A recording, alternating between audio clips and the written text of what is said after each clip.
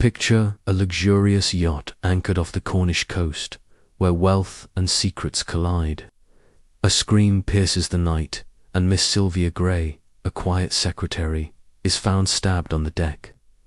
Hercule Poirot, the brilliant Belgian detective, steps into a web of lie-stolen pearls, cryptic notes, and a hidden ledger. With a cast of suspects harboring dark motives, Poirot's little grey cells unravel a shocking truth. Will he catch the killer before the yacht reaches shore? Dive into Murder on the Sapphire Yacht, a classic Agatha Christie style mystery. Chapter 1. The Sapphire Yacht. The late summer sun hung low over the Cornish coast, casting a golden sheen across the gentle waves that lapped at the hull of the Sapphire Yacht. Anchored a mile from the cliffs of St. Mawes, the vessel gleamed with an elegance that belied its age, its polished teak decks and brass fittings catching the light like a jewel set against the sea.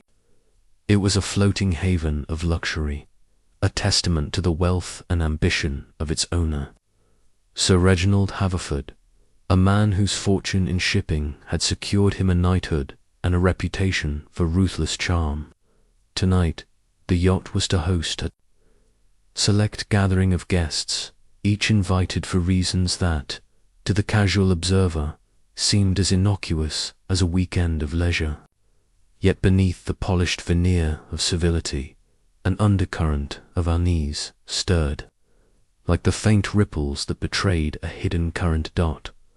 Captain Arthur Hastings, ever the loyal companion of Hercule Poirot, stood at the yacht's railing, his hands clasped behind his back as he surveyed the scene.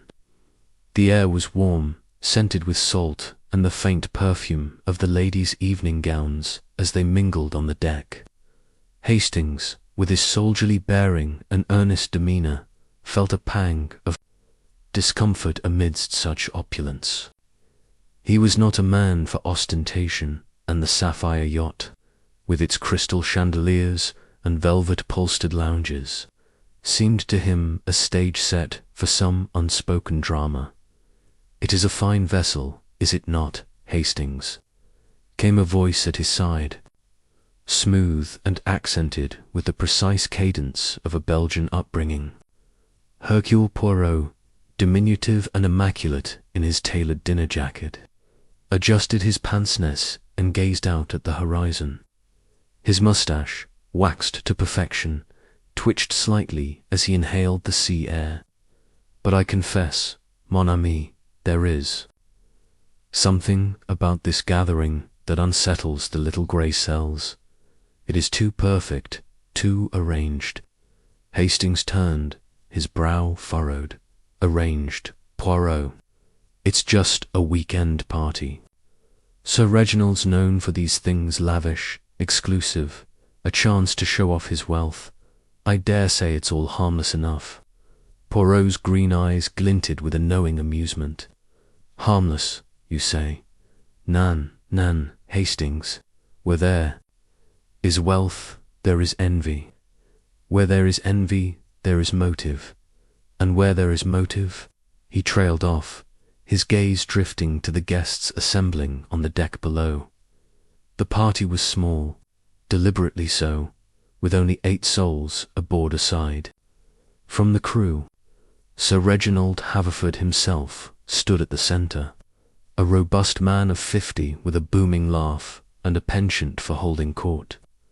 His wife, Lady Evelyn Haverford, drifted beside him, her delicate frame draped in a gown of sapphire silk that matched the yacht's name. She was younger than her husband, perhaps 35, with an ethereal beauty marred only by the faint tightness around her eyes, as though she carried a secret she dared not share.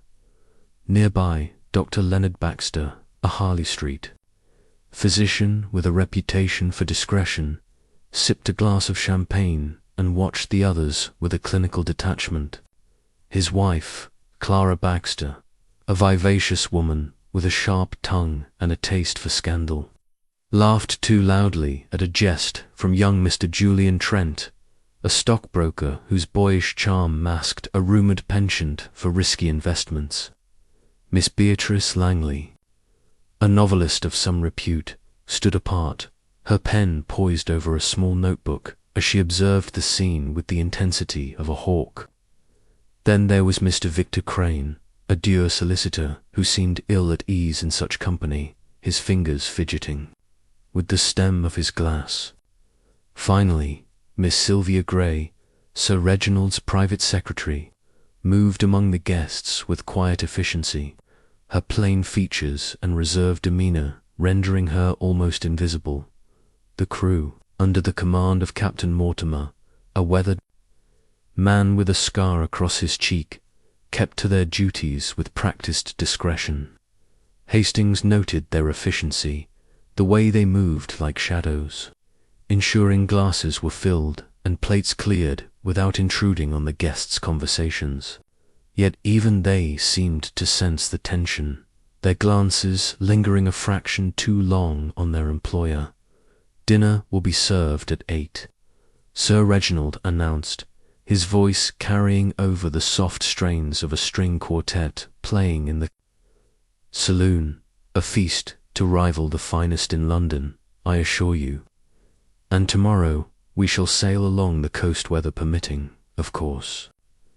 His eyes twinkled with a confidence that bordered on arrogance, and Hastings wondered if the man's bravado masked some deeper concern. Poirot, meanwhile, had retreated to a cushioned bench, his hands folded neatly over his stomach as he surveyed the deck.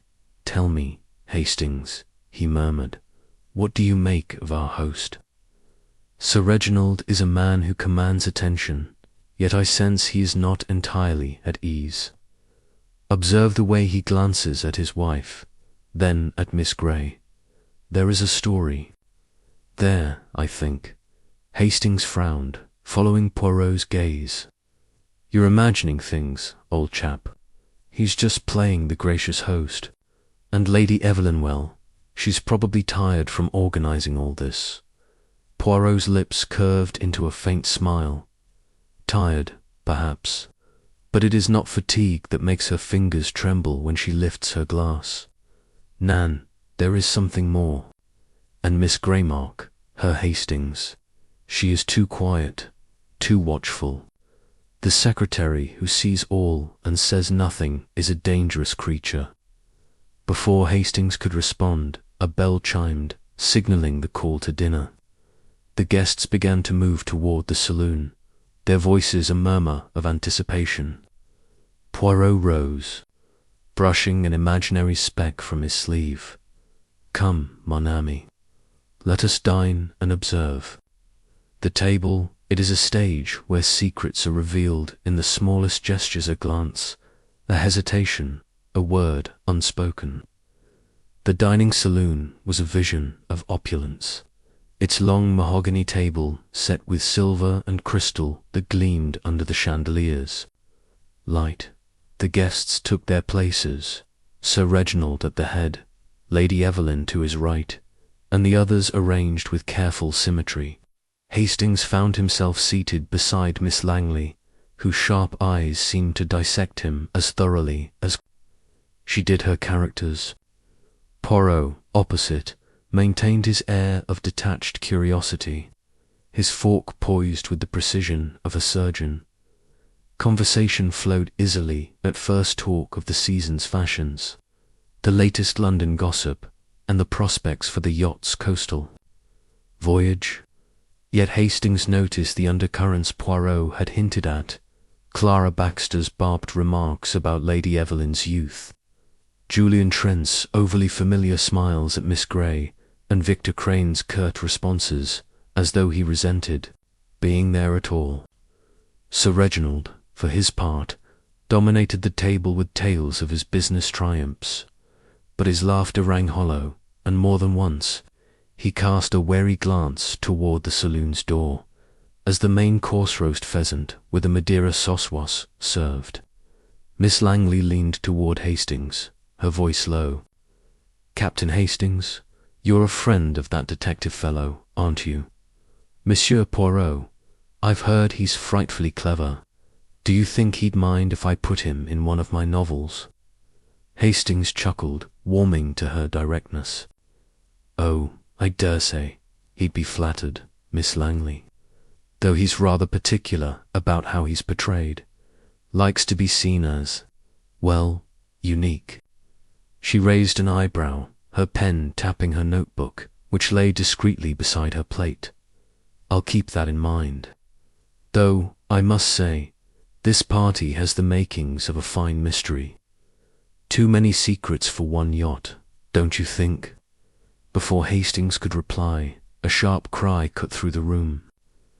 Lady Evelyn had risen, her hand clutching her throat, her face pale as the linen napkin she'd dropped.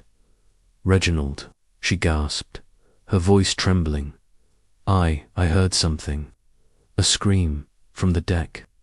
The table fell silent, all eyes turning to Sir Reginald. He frowned, his hand tightening on his glass. "Nonsense, my dear. It's just the wind, or perhaps one of the crew.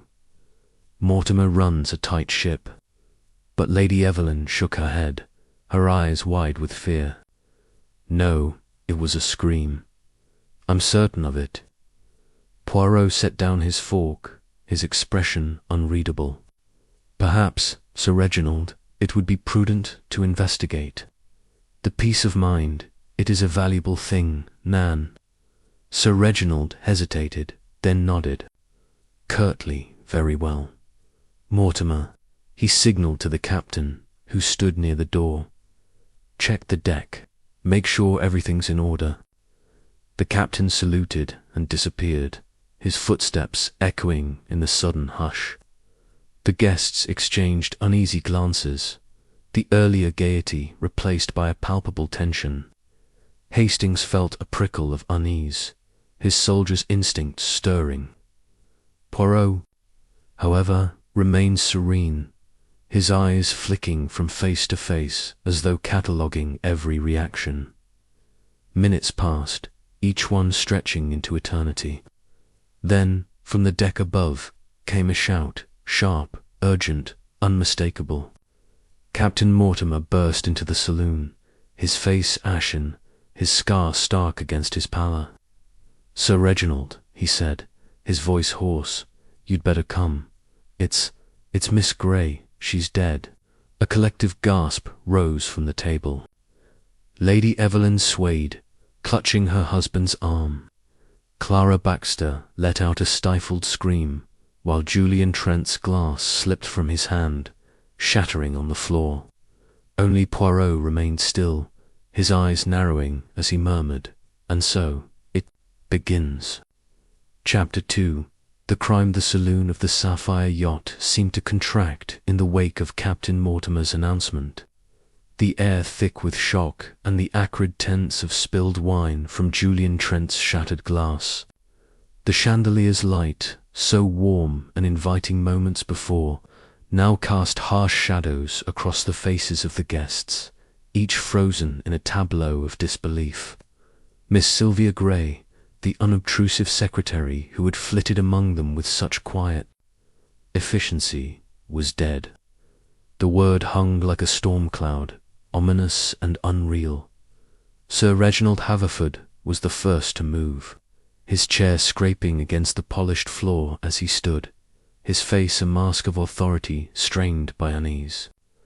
"Dead," he repeated, his voice gruff. "What the devil do you mean, Mortimer? Explain yourself."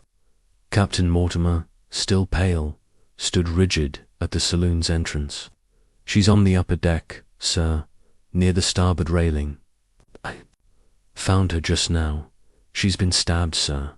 There's blood, a great deal of it." A murmur of horror rippled through the guests. Lady Evelyn clutched her husband's arm, her sapphire gown trembling as she whispered, "Oh, Reginald, how could this happen?" Clara Baxter pressed a hand to her mouth, her eyes wide, while Dr. Baxter, her husband, rose with a physician's instinct, his expression grim. Julian Trent, his boyish charm extinguished, stared at the table as though it held answers. Beatrice.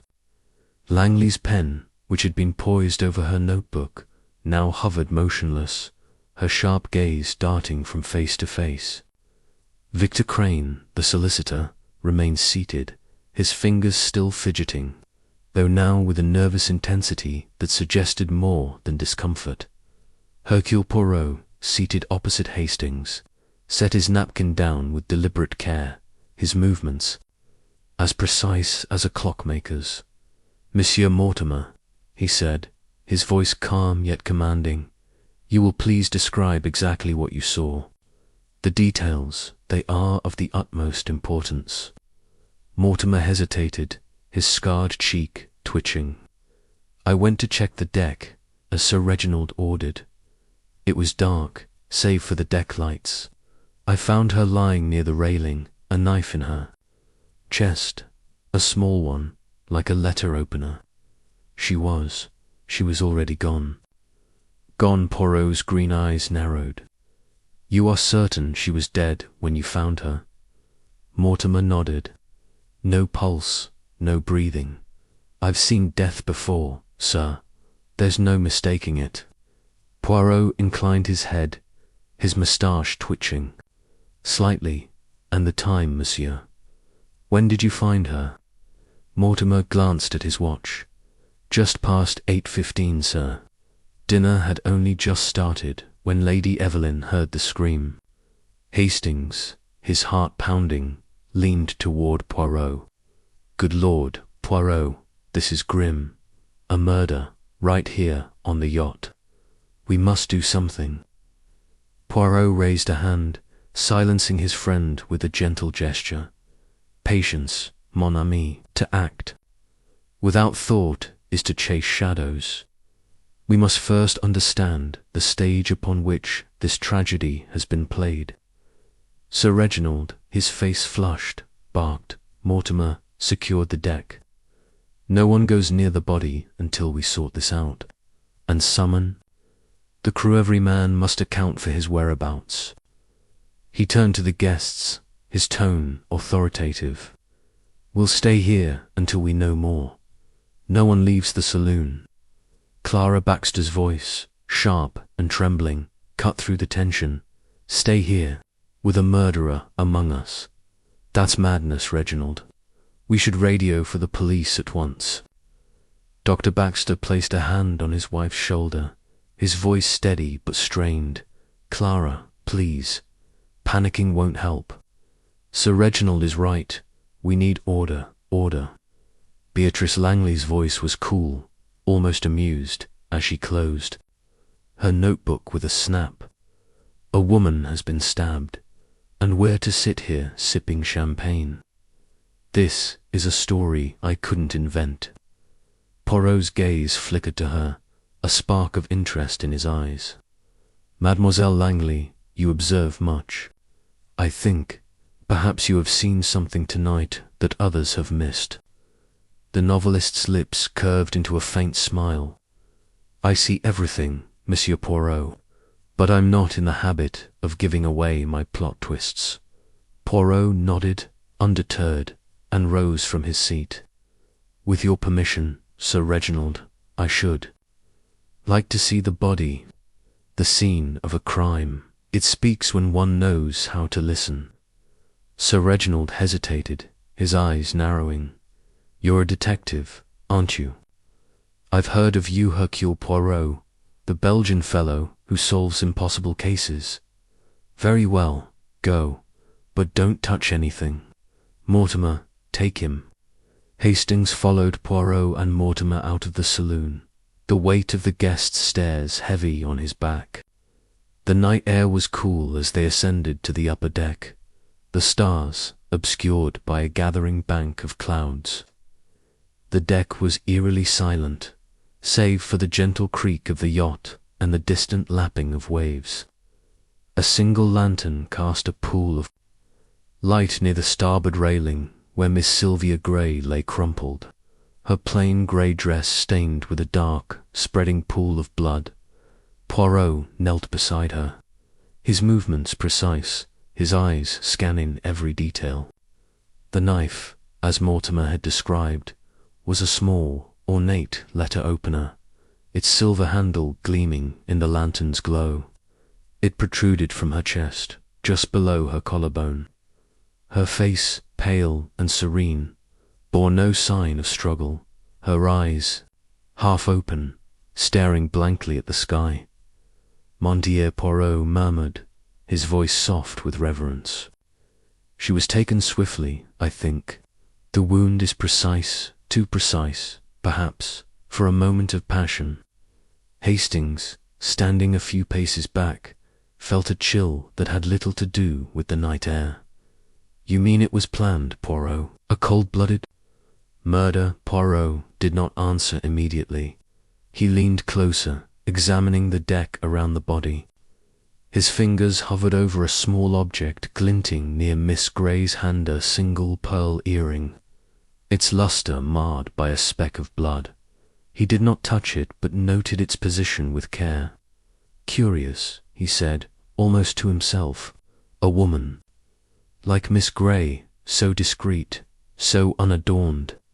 Why an earring, and only one? Mortimer shifted uncomfortably. Could have been hers, sir, or maybe it fell off someone else. Poirot's eyes flicked to the captain. Perhaps, but in a crime. Monsieur, nothing is accidental. This earring, it is a clue, a deception, we shall see. Hastings glanced around the deck, his soldier's instincts urging him to act. Shouldn't we search the yacht, Poirot? The murderer can't have gone far. We're miles from shore. Poirot rose, brushing his hands together as though to dispel the grimness of the scene. Search, yes, but not with haste. The yacht, it is a closed circle, Hastings. Our murderer is still among us, and they will not escape the little grey cells of Hercule Poirot. They returned to the saloon, where the guests sat in uneasy silence. Sir Reginald stood by the bar, pouring himself a brandy, while Lady Evelyn stared blankly at her untouched plate. Clara Baxter whispered urgently to her husband, who nodded absently. Julian Trent paced near the windows, his hands shoved into his pockets, while Victor Crane sat rigidly, his eyes fixed on the table. Beatrice Langley alone seemed composed, her notebook open again, her pen moving swiftly. Poirot took his seat, his expression serene but his eyes alive with calculation. Mesdames et messieurs, he said, his voice cutting through the tension, a tragedy has occurred. Miss Sylvia Grey has been murdered. Until we reach port, we are all confined to this yacht. I shall investigate, and I assure you the truth will be found. But I must ask, where were each of you at 8 o'clock, when Lady Evelyn heard the scream? The question hung in the air, met with a chorus of uneasy glances. Sir Reginald spoke first, his tone defensive. We were all here, weren't we, at dinner, except the crew, of course. Poirot's moustache twitched. All of you, yet Miss Grey was not, and someone, perhaps, left the saloon briefly. A moment is all it takes, Nan. Clara Baxter's voice trembled. I was here, with Leonard. We didn't leave. Dr. Baxter nodded, as she says. We were at the table. Julian Trent stopped pacing, his face flushed. I stepped out for a cigarette just before dinner, but I was back by 8. You saw me, didn't you, Beatrice? Miss Langley raised an eyebrow. I saw you return, yes, but I wasn't watching. The clock. Victor Crane's voice was low, almost a growl. I was here, didn't move. Lady Evelyn's voice was barely a whisper. I heard the scream, but I was here, with Reginald. Poirot's gaze lingered on each face, as though peeling back layers of deceit. And the crew, Monsieur Mortimer, where were your men? Mortimer stiffened. In the galley or at their posts, I'll have them questioned, sir. Poirot said, leaning back. We begin, then, with questions. But the answers, they will come from the details, the small things that betray the heart. Hastings, my friend, note the time, 8:15, the moment of discovery, and now we watch, we listen, and we think. Hastings nodded, his mind racing. The sapphire yacht, once a haven of luxury, was now a prison, its polished decks stained with blood and secrets. Chapter 3. The arrival. The atmosphere in the saloon of the sapphire yacht had thickened, as though the very air conspired to press the weight of Miss Sylvia Grey's murder upon the gathered guests. The clink of crystal and the murmur of conversation had ceased, replaced by a strained silence broken only by the occasional creak of the yacht's timbers and the distant lapping of waves against the hull. The guests, still seated around the mahogany table, avoided one another's eyes, each face a mask of shock, suspicion, or studied indifference. Hercule Poirot, however, sat with the calm of a man who had seen death before and knew its secrets could be unravelled with patience and precision. Captain Arthur Hastings, standing near the saloon's entrance, felt his pulse quicken. The image of Miss Grey's body crumpled on the deck, the letter opener buried in her chest, the lone pearl earring glinting beside, Hurlinghard in his mind like a grim photograph. He glanced at Poirot, whose green eyes were fixed on the guests, his fingers steepled before him as though in prayer. Hastings knew that look. It was the look of a mind at work, sifting through the chaos of human emotion to find the thread of truth. Sir Reginald Haverford, his brandy glass now empty, broke the silence with a gruff clearing of his throat.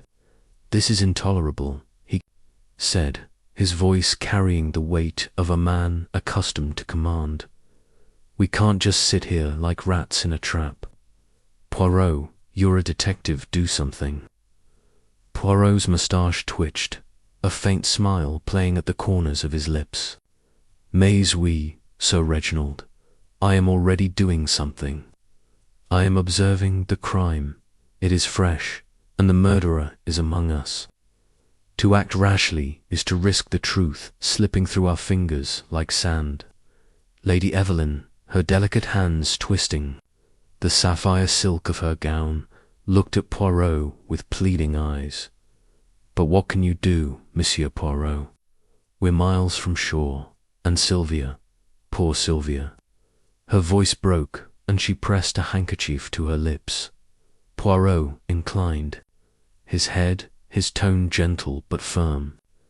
"Madame, I assure you, Hercule Poirot does not require the resources of Scotland Yard to uncover the truth.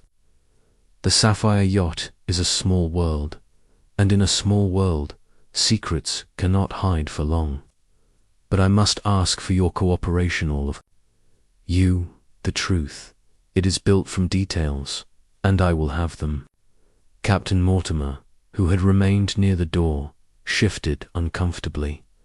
"I've secured the deck, sir, as you asked.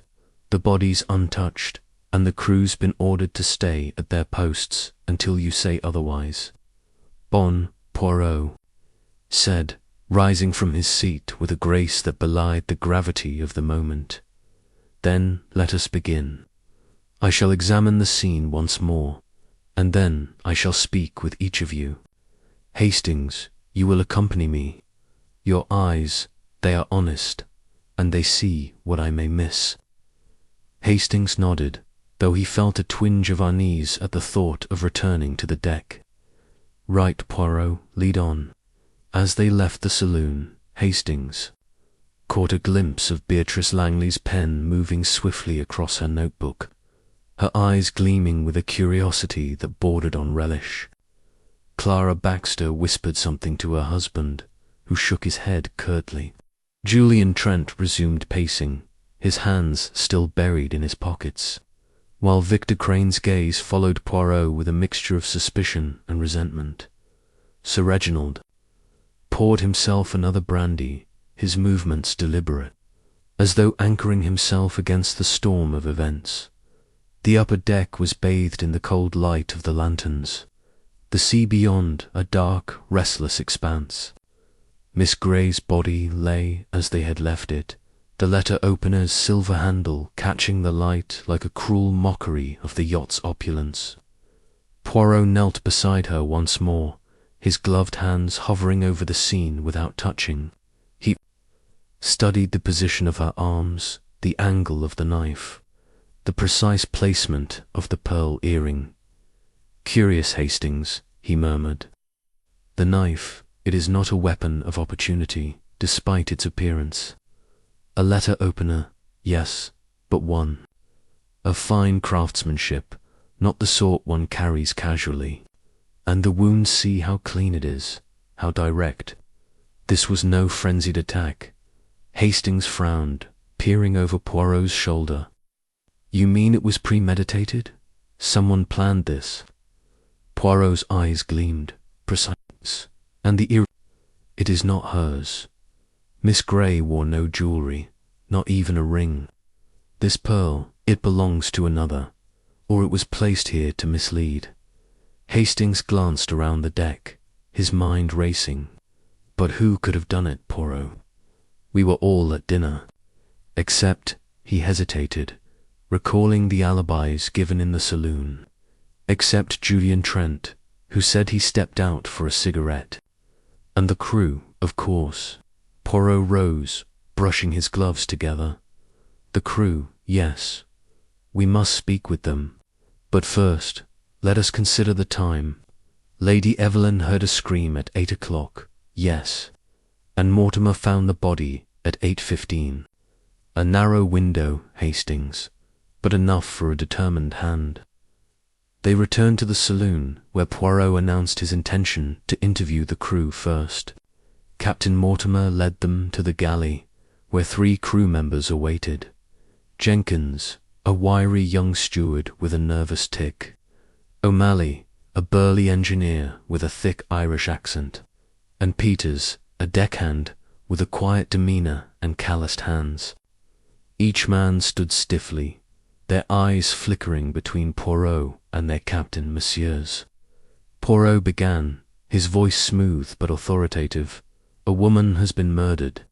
You will tell me where you were at 8 o'clock this evening, and you will be precise." Jenkins spoke first, his voice trembling.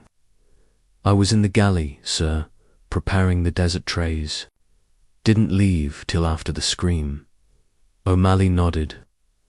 "I was below, in the engine room, checking the fuel lines. Heard nothing till Mortimer called me up." Peters, the deckhand, met Poirot's gaze steadily. "I was on the lower deck, coiling ropes. Alone, sir, but I didn't go near the upper deck." Poirot's eyes narrowed, his mind cataloguing their responses. "And none of you saw Miss Grey after she left the saloon before dinner?" The 3 shook their heads, though Jenkins' tic seemed to quicken. Poirot made a mental note of it, his expression unreadable. "Very well, you will remain available. The truth, it has a way of revealing itself."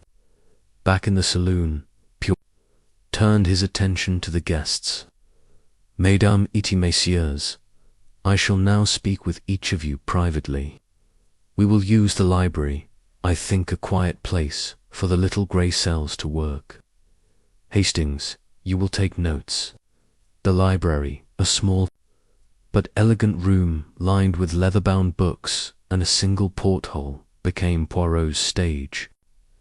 He began with Sir Reginald, who entered with the air of a man unaccustomed to being questioned. "This is preposterous." "Poirot," Sir Reginald blustered, settling into a chair. "I was at dinner, as you saw. I had no reason to harm Sylvia. She was my secretary, efficient, loyal, a bit quiet perhaps, but indispensable." Poirot's gaze was steady, And yet, monsieur, you glanced at her often tonight.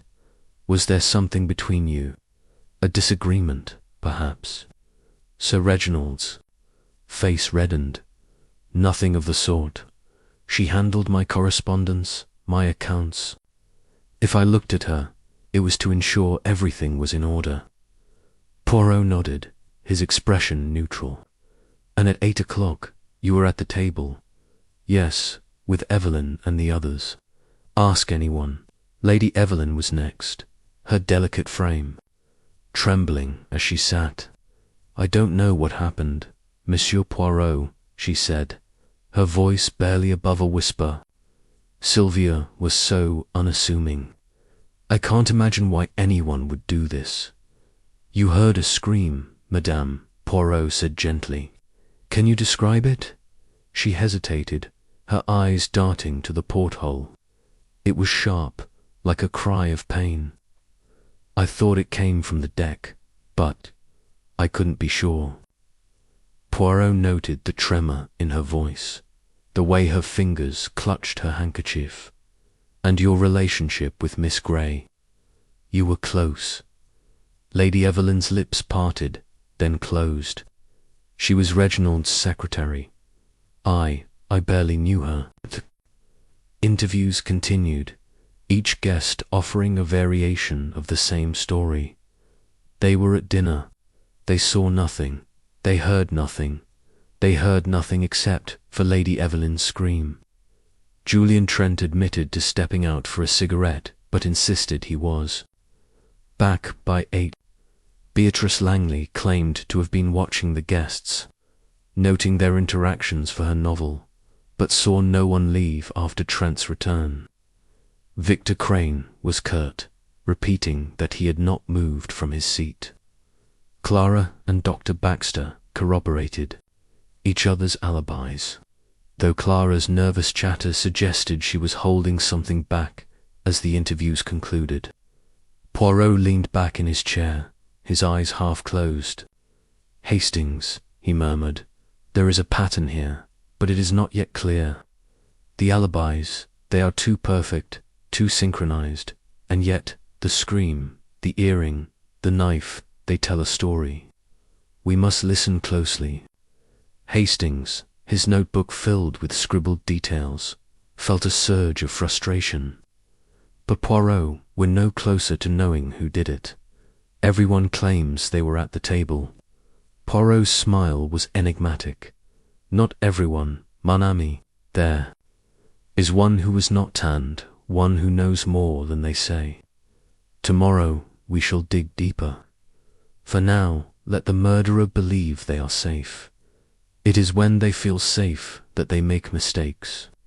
As the yacht rocked gently on the waves, Hastings felt a chill.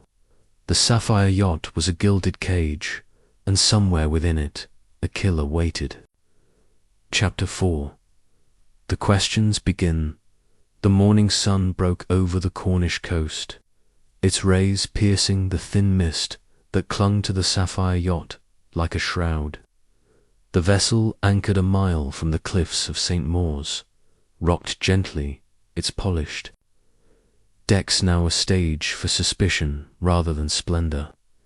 In the aftermath of Miss Sylvia Grey's murder, the guests had retreated to their cabins, their sleep if any troubled by the knowledge that a killer walked among them. Hercule Poirot, however, had not slept. His mind, as precise as a Swiss watch, had been turning through the night, cataloguing every detail, every glance, every word spoken in the saloon. God Captain Arthur Hastings, bleary-eyed but resolute, joined Poirot in the yacht's library at precisely 9 o'clock. The room, with its leather-bound volumes and single porthole, felt smaller today, as though the weight of the crime had compressed the very walls. Poirot stood by the porthole, his silhouette framed against the sea, his hands clasped behind his back. His dinner jacket had been replaced by a pristine grey suit, his moustache immaculate as ever, but his eyes burned with a quiet intensity. "Hastings," he said, turning as his friend entered, "you look as though you have wrestled with Nightmares? Did the little grey cells keep you awake? Hastings managed a wry smile, settling into a chair with his notebook. Nightmares, Poirot? Hardly, just trying to make sense of it all. A woman stabbed, a pearl earring, a scream at 8. Everyone claims they were at dinner. It's a puzzle, all right. Poirot's lips curved into a faint smile. A puzzle, but one with pieces that fit, if only we arrange them correctly. Today, we question more deeply. The surface has been scratched. Now we must dig into the motives, the secrets, the lies that hide beneath. He gestured to a small table where a tray of coffee and croissants awaited, a touch of civility in the midst of chaos. But first, we fortify ourselves. The mind, it requires sustenance as much as the body. As they sipped their coffee, Poirot outlined his plan. We shall speak with each guest again, but this time we probe the heart. Motive, Hastings, it is the key. Miss Grey was not a random victim. She was chosen, and the reason lies in what she knew or what she was. We begin with Lady Evelyn, for her scream set this drama in motion. Hastings nodded, flipping open his notebook. Right, and after her, Sir Reginald. He seemed awfully defensive last night. Poirot's eyes gleamed. Sir Reginald, yes, but also Miss Langley. Her pen, it records more than she admits. And young Monsieur Trent, his cigarette break, it is too convenient. But first, Lady Evelyn. The interviews began promptly at 10, with Lady Evelyn entering the library with the hesitancy of a deer stepping into an open field. Her sapphire gown had been replaced by a simple cream dress, but the tightness around her eyes remained, accentuated by the pallor of her face. She sat, her hands folded tightly in her lap, and met Poirot's gaze with a mixture of fear and resolve. Madame, Poirot began, his voice soft but probing. You heard a scream at 8 o'clock last evening, yet no one else did. Can you be certain of what you heard? Lady Evelyn's fingers tightened, her knuckles whitening. I know what I heard, Monsieur Poirot. It was sharp, like a cry of pain or fear. It came from the deck, I'm sure of it. Poirot leaned forward, his eyes never leaving hers. And Miss Grey, how well did you know her? She was your husband's secretary, yet you said last night you barely knew her. Is this the truth? Her lips parted, then closed, as though weighing her words. She was efficient, quiet. Reginald relied on her for his business, affairs, letters, accounts, that sort of thing. I had no reason to know her closely. Poirot's moustache twitched. No reason, perhaps, but opportunity. Did you ever observe her with others? With your husband, perhaps, in a moment of familiarity? Lady Evelyn's cheeks flushed, and she looked away. I don't know what you mean, monsieur. Sylvia was professional. If there was anything more, I didn't see it. Poirot noted the hesitation, the slight tremor in her voice, but he pressed no further. Merci, madame. For now, that is all. As she left, Hastings whispered, She's hiding something, Poirot. Did you see how she avoided your question about Sir Reginald? Poirot nodded. Oui, mon ami. The heart betrays what the lips conceal. But we shall return to her. Now, let us have Sir Reginald. Sir Reginald entered with the bluster of a man determined to assert control. He settled heavily into the chair, his eyes narrowing at Poirot. I hope you're making progress, Poirot. This business is a damned nuisance. Sylvia was a good girl, replaceable, really. I can't fathom who'd want her dead. Poirot's expression remained serene. Monsieur, a woman like Miss Grey, discreet, efficient often, knows more than she reveals. Did she ever speak to you of troubles, of secrets she uncovered, perhaps, in her work? Sir Reginald's jaw tightened. Secrets? Nonsense. She handled my correspondence, my ledgers. Nothing out of the ordinary. If she knew anything dangerous, she never said. And your relationship with her? Poirot asked, his tone deceptively mild. It was purely professional. Of course. It was, Sir Reginald snapped, his face reddening. What are you implying, man? Poirot raised a placating hand. I imply nothing, monsieur. I seek only the truth. You were at the table at 8 o'clock, yes. You saw nothing unusual before the scream. I was there, with Evelyn and the others. Nothing out of the ordinary until he broke off, his eyes flickering to the porthole, until she screamed. Poirot dismissed him with a nod, his mind already turning to the next interview.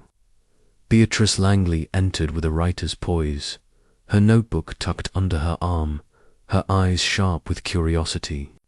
Monsieur Poirot, she said, settling into the chair, this is quite the plot twist. I confess, I'm intrigued. Poirot's smile was faint but genuine. Mademoiselle, you are a student of human nature. Tell me, what did you observe? Last night, before the scream, Beatrice's lips curved. I observe everything, as you noted.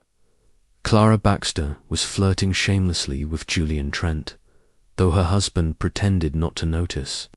Victor Crane was sullen, as usual, and Lady Evelyn seemed distracted, glancing at the door every few minutes. Sir Reginald was his usual bombastic self, but there was an edge to him, as though he were performing. And Miss Grey, Poirot prompted. Beatrice's pen tapped her notebook. She was there, then she wasn't. I saw her slip out before. Dinner, around 7:30. I'd say she didn't return. I assumed she was attending to some task for Sir Reginald. Poirot's eyes narrowed. 7:30. You are certain of the time? As certain as I am of a plot point, she replied, her tone dry. I make a habit of noting such things. The interviews continued, each guest offering fragments of the evening's events. Julian Trent admitted to his cigarette break, claiming he was on the lower deck from 7:45 to 7:55, alone. Clara Baxter insisted she and her husband had remained at the table, though her nervous chatter suggested otherwise. Dr. Baxter corroborated her story but seemed distracted, his clinical demeanor fraying. Victor Crane repeated his claim of never leaving his seat, his tone curt and unyielding. The crew, questioned again, added little. Jenkins the steward fidgeted as he repeated his alibi of preparing dessert trays.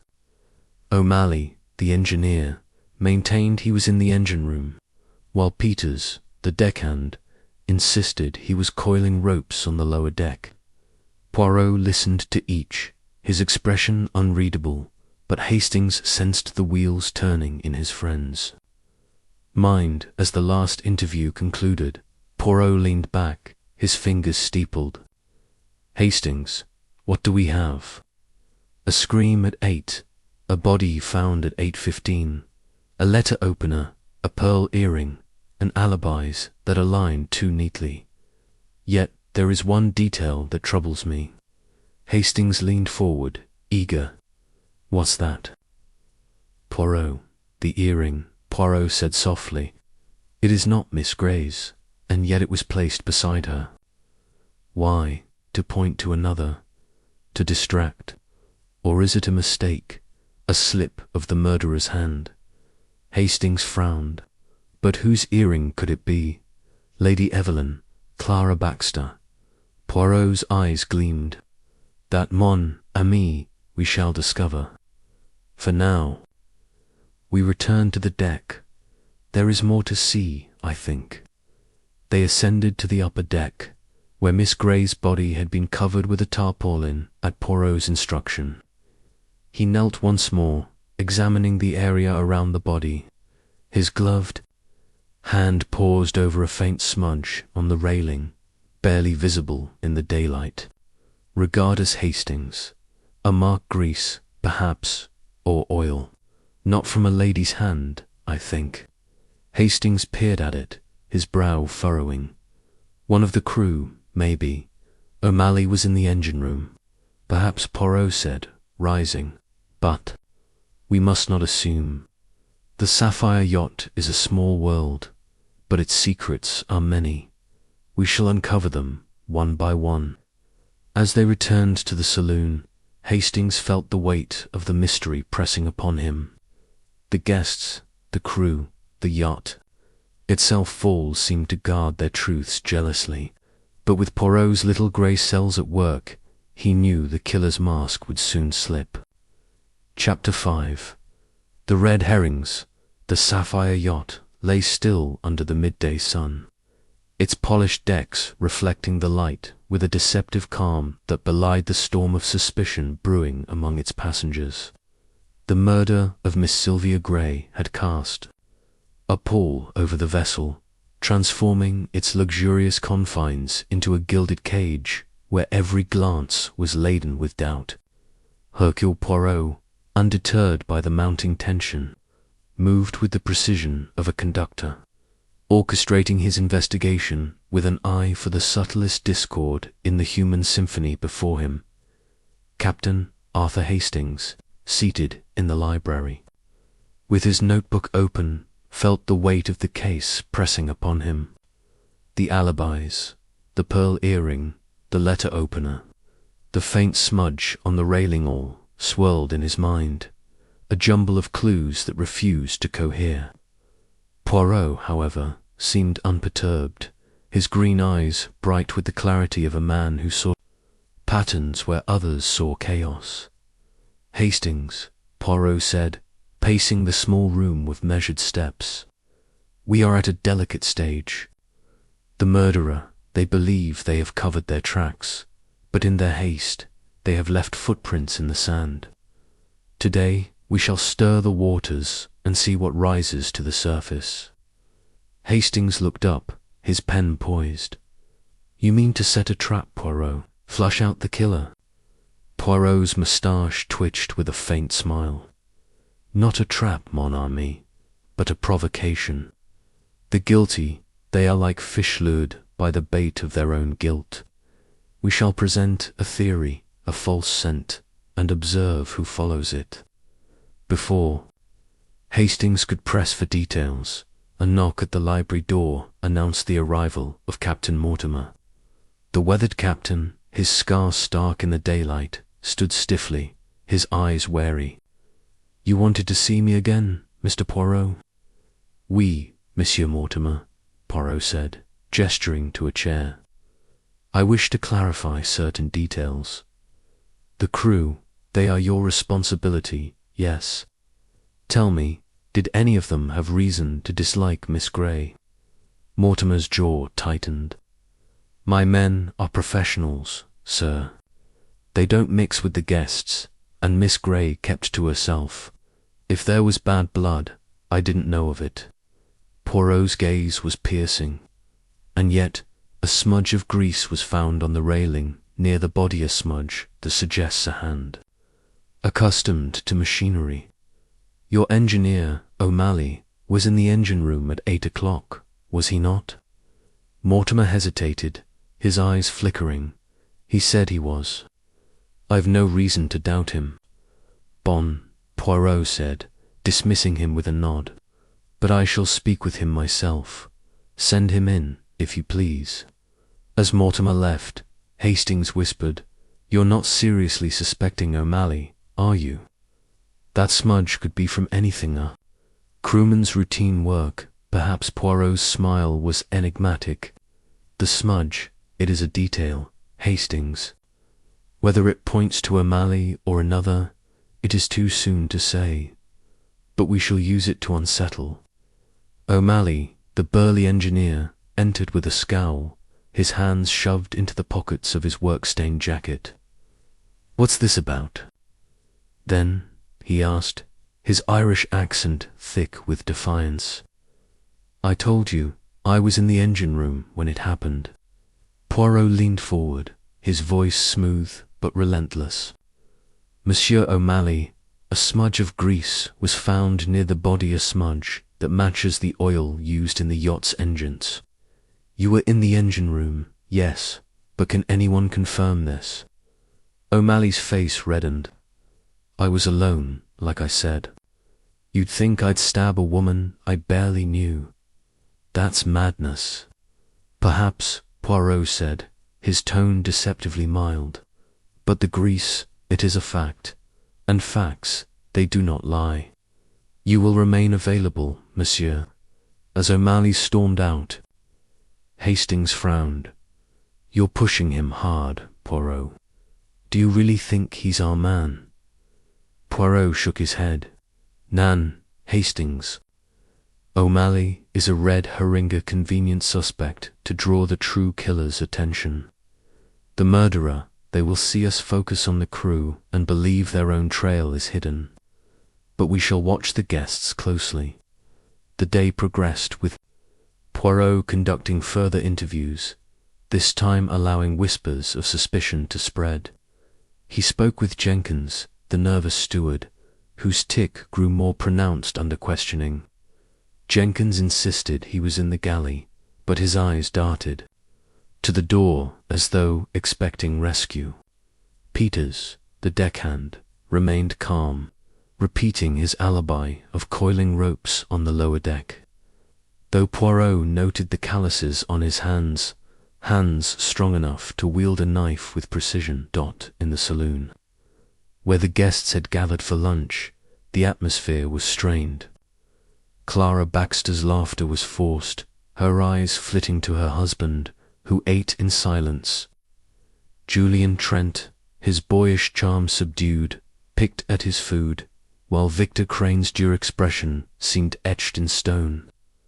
Beatrice Langley, ever observant, scribbled in her notebook, her gaze lingering on Lady Evelyn, who sat pale and silent beside her husband. Sir Reginald, for his part, maintained a facade of authority, but his hands trembled slightly as he lifted his glass. Poirot, seated at the head of the table at Sir Reginald's insistence, seized the moment to cast his bait. "Mesdames et messieurs," he said, his voice carrying over the clink of cutlery, "I have made progress in our investigation. A clue, a smudge of grease on the railings, suggests the involvement of someone familiar with the yacht's machinery. The crew, they are being questioned closely." A ripple of unease passed through the room. Clara Baxter gasped, her hand flying to her throat. "The crew? You mean one of those men could have done it?" Dr. Baxter patted her hand, his voice calm but strained. "Now, Clara, let's not jump to conclusions. Monsieur Poirot knows what he's doing." Julian Trent's fork paused midway to his mouth. "Grease, that's specific. But surely, it could be from routine maintenance." Poirot's eyes flicked to him, noting the slight tremor in his voice. "Perhaps, Monsieur Trent, but in a murder, every detail is significant.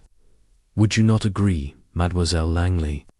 Beatrice Langley's pen paused, her smile sharp.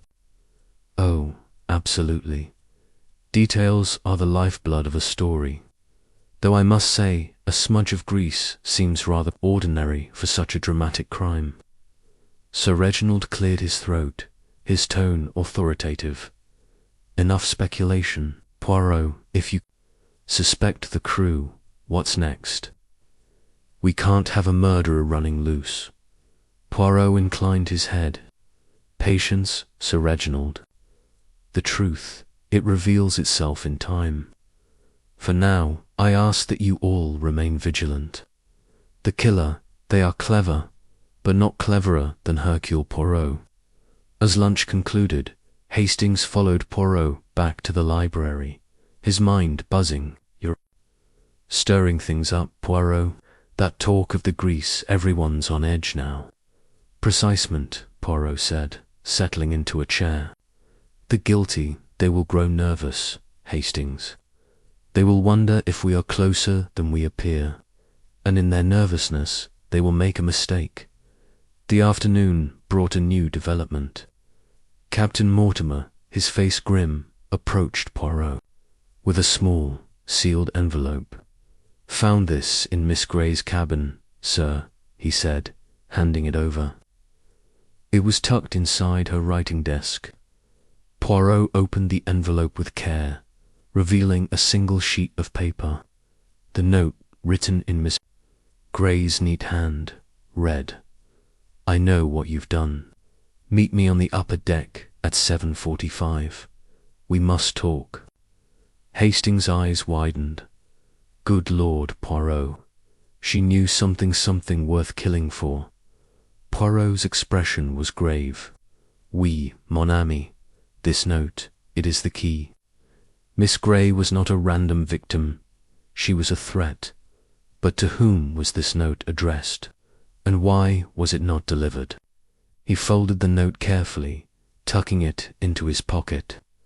"We must search her cabin further. There may be more clues to her secret." Miss Grey's cabin, a small but tidy space below deck, revealed little at first glance. Her belongings were sparse: a few plain dresses, a leather-bound diary, a set of pens. Poirot opened the diary, scanning its pages. Most entries were mundane notes on Sir Reginald's correspondence, reminders of appointments, but one, dated 2 days prior, caught his eye. "Ah, is hiding something. I saw the ledger. If I confront him, will he listen?" Hastings leaned over Poirot's shoulder. "That's got to be Sir Reginald, hasn't it? She found something in his accounts." Poirot closed the diary, his eyes narrowing. "Perhaps, but we must not leap to conclusions. The ledger, the note, the earring, they are pieces of a puzzle, and we lack the full picture." As they returned to the deck, the sun began to set, casting long shadows across the yacht. The guests, now scattered in small groups, watched Poirot with a mixture of fear and curiosity. Hastings felt the tension mounting, a storm gathering within the confines of the sapphire yacht. The red herrings had been cast, but the true killer remained hidden, their secret guarded by a web of lies. Poirot paused at the railing, his gaze fixed on the horizon. "The net tightens, Hastings," he murmured. "Tomorrow we shall see who swims into it." Chapter 6. A clue in detail. The sapphire yacht rocked gently on the Cornish waves, its opulent facade a stark contrast to the grim reality of Miss Sylvia Grey's murder. The second day aboard had dawned with a heavy mist, cloaking the vessel, in an eerie stillness that mirrored the unease among its passengers. Hercule Poirot, ever the beacon of calm amidst chaos, stood on the upper deck, his gloved hands clasped behind his back as he surveyed the spot where Miss Grey had met her end. The tarpaulin covering her body had been removed by Captain Mortimer's orders, and the scene was now cordoned off.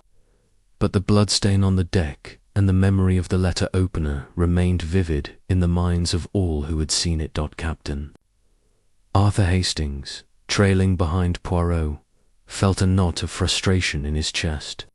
The clues, the pearl earring, the grease smudge, the cryptic note found in Miss Grey's cabins seemed to point in every direction, and none. "Poirot," he said, his voice low, "we've got alibis, a note, and a smudge, but it's all a muddle. How do we make sense of it?" Poirot turned, his green eyes gleaming with a quiet intensity. "Patience, mon ami. A puzzle is not solved by forcing the pieces, but by seeing their shape. Today we have found a clue, a small detail that speaks. loudly to the little grey cells. "Come, let us examine it closely." He led Hastings to the starboard railing, where the faint smudge of grease had been noted the previous day. In the daylight, it was barely visible, a faint sheen against the polished wood. But Poirot's attention was drawn not to the smudge itself, but to a tiny, overlooked detail nearby. A single thread, no longer than an inch, caught in a splinter of the railing. It was a pale blue, almost invisible against the wood, and it shimmered faintly in the mist. "Regard us, Hastings," Poirot said, pointing with a gloved finger. "This thread is not from Miss Grey's grey dress, nor from the attire of the crew. It is fine, delicate, like silk, and it is fresh, caught here since the murder." Hastings squinted, his brow furrowing. Silk that could be from one of the ladies, Lady Evelyn, perhaps, or Clara Baxter. Their gowns were silk, weren't they? Poirot's moustache twitched. "Perhaps, but we must not assume. The thread, it is a whisper of truth in a cacophony of lies. We shall keep it in mind as we continue." They returned to the library, where Poirot had arranged to re-examine Miss Grey's belongings, now brought from her cabin at his request. The leather-bound diary, the note, and a small leather case containing her pens and a few personal items lay on the table. Poirot opened the case, his fingers moving with surgical precision. Inside, nestled among the pens, was a small key, its brass surface tarnished but intact. Hastings leaned forward, his eyes widening. "A key? Do you think it's to something important? A safe, maybe?" Poirot held the key up to the light, turning it slowly. "Perhaps, Hastings. But a key is only as valuable as the lock it opens. We must discover what it protects or what it hides." He turned his attention to the diary, flipping to the entry that had caught his eye the previous day. "R is hiding something. I saw the ledger. If I confront him, will he listen?" Poirot's finger traced the words, his expression thoughtful. Miss Grey, she was no mere secretary. She saw something in Sir Reginald's ledger, something that made her a threat. Hastings nodded eagerly. "That must be it, Poirot. She found evidence of fraud or embezzlement, and Sir Reginald silenced her." Poirot raised a hand, his tone cautionary. "Nan Hastings, we do not leap to conclusions. The R could be Sir Reginald, yes, but it could also be another. We must consider all possibilities." Their conversation was interrupted by a knock at the door. Beatrice Langley entered, her notebook under her arm, her sharp eyes scanning the room. "Monsieur Poirot," she said, her tone light but probing. "I hear you've been busy.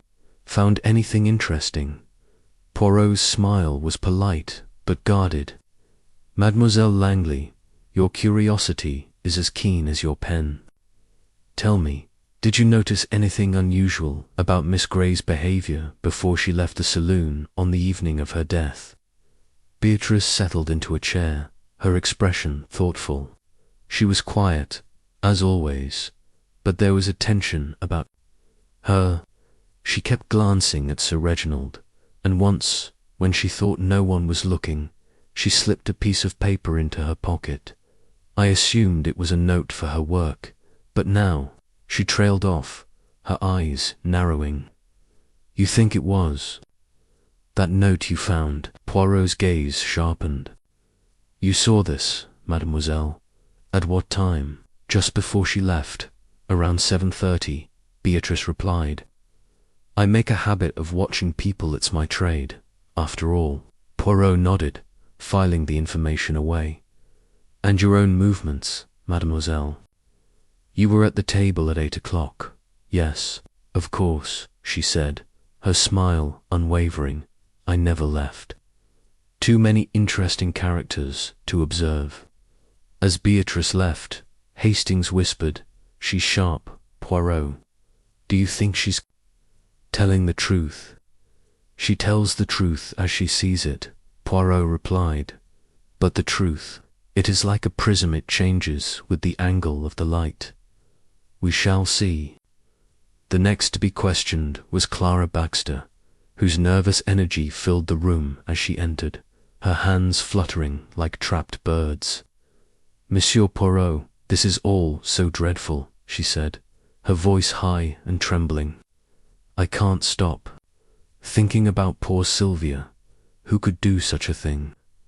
Poirot's tone was soothing but firm. "Madame Baxter, you were at the table when Lady Evelyn heard the scream, yes? Did you notice anything, perhaps a guest, who seemed distracted or uneasy?" Clara hesitated, her eyes darting to the porthole. "Well, Julian Trent was fidgeting. You know, playing with his glass. And Victor Craney barely said a word all evening, just glowered. But I was with Leonard the whole time, I swear." Poirot noted the quickness of her response, the way her fingers twisted her handkerchief. "And Miss Grey, did you ever see her with an earring, a pearl earring, perhaps?" Clara's eyes widened. An earring? Oh, Sylvia never wore jewellery. She was far too plain for that. "But," she paused, her voice dropping, "I did lose a pearl earring the other day. I thought it was in my cabin, but perhaps it fell somewhere." Poirot's expression remained impassive, but his eyes gleamed. "Most interesting, madame. And when did you last see this earring?" "2 days ago, I think," she said, her voice faltering. "I meant to ask the steward to look for it, but with all this..." Poirot dismissed her with a nod, turning to Hastings as the door closed. "The earring, Hastings, it belongs to Madame Baxter, or so she claims. But was it lost, or was it placed? This is the question." The interviews continued, each guest offering little new, but revealing much in their hesitations and glances. Julian Trent, questioned again about his cigarette break, grew defensive, insisting he saw no one on the lower deck. Victor Crane's answers were curt, his resentment palpable, while Dr. Baxter maintained his clinical calm, though his eyes betrayed a flicker of unease when asked about his wife's earring.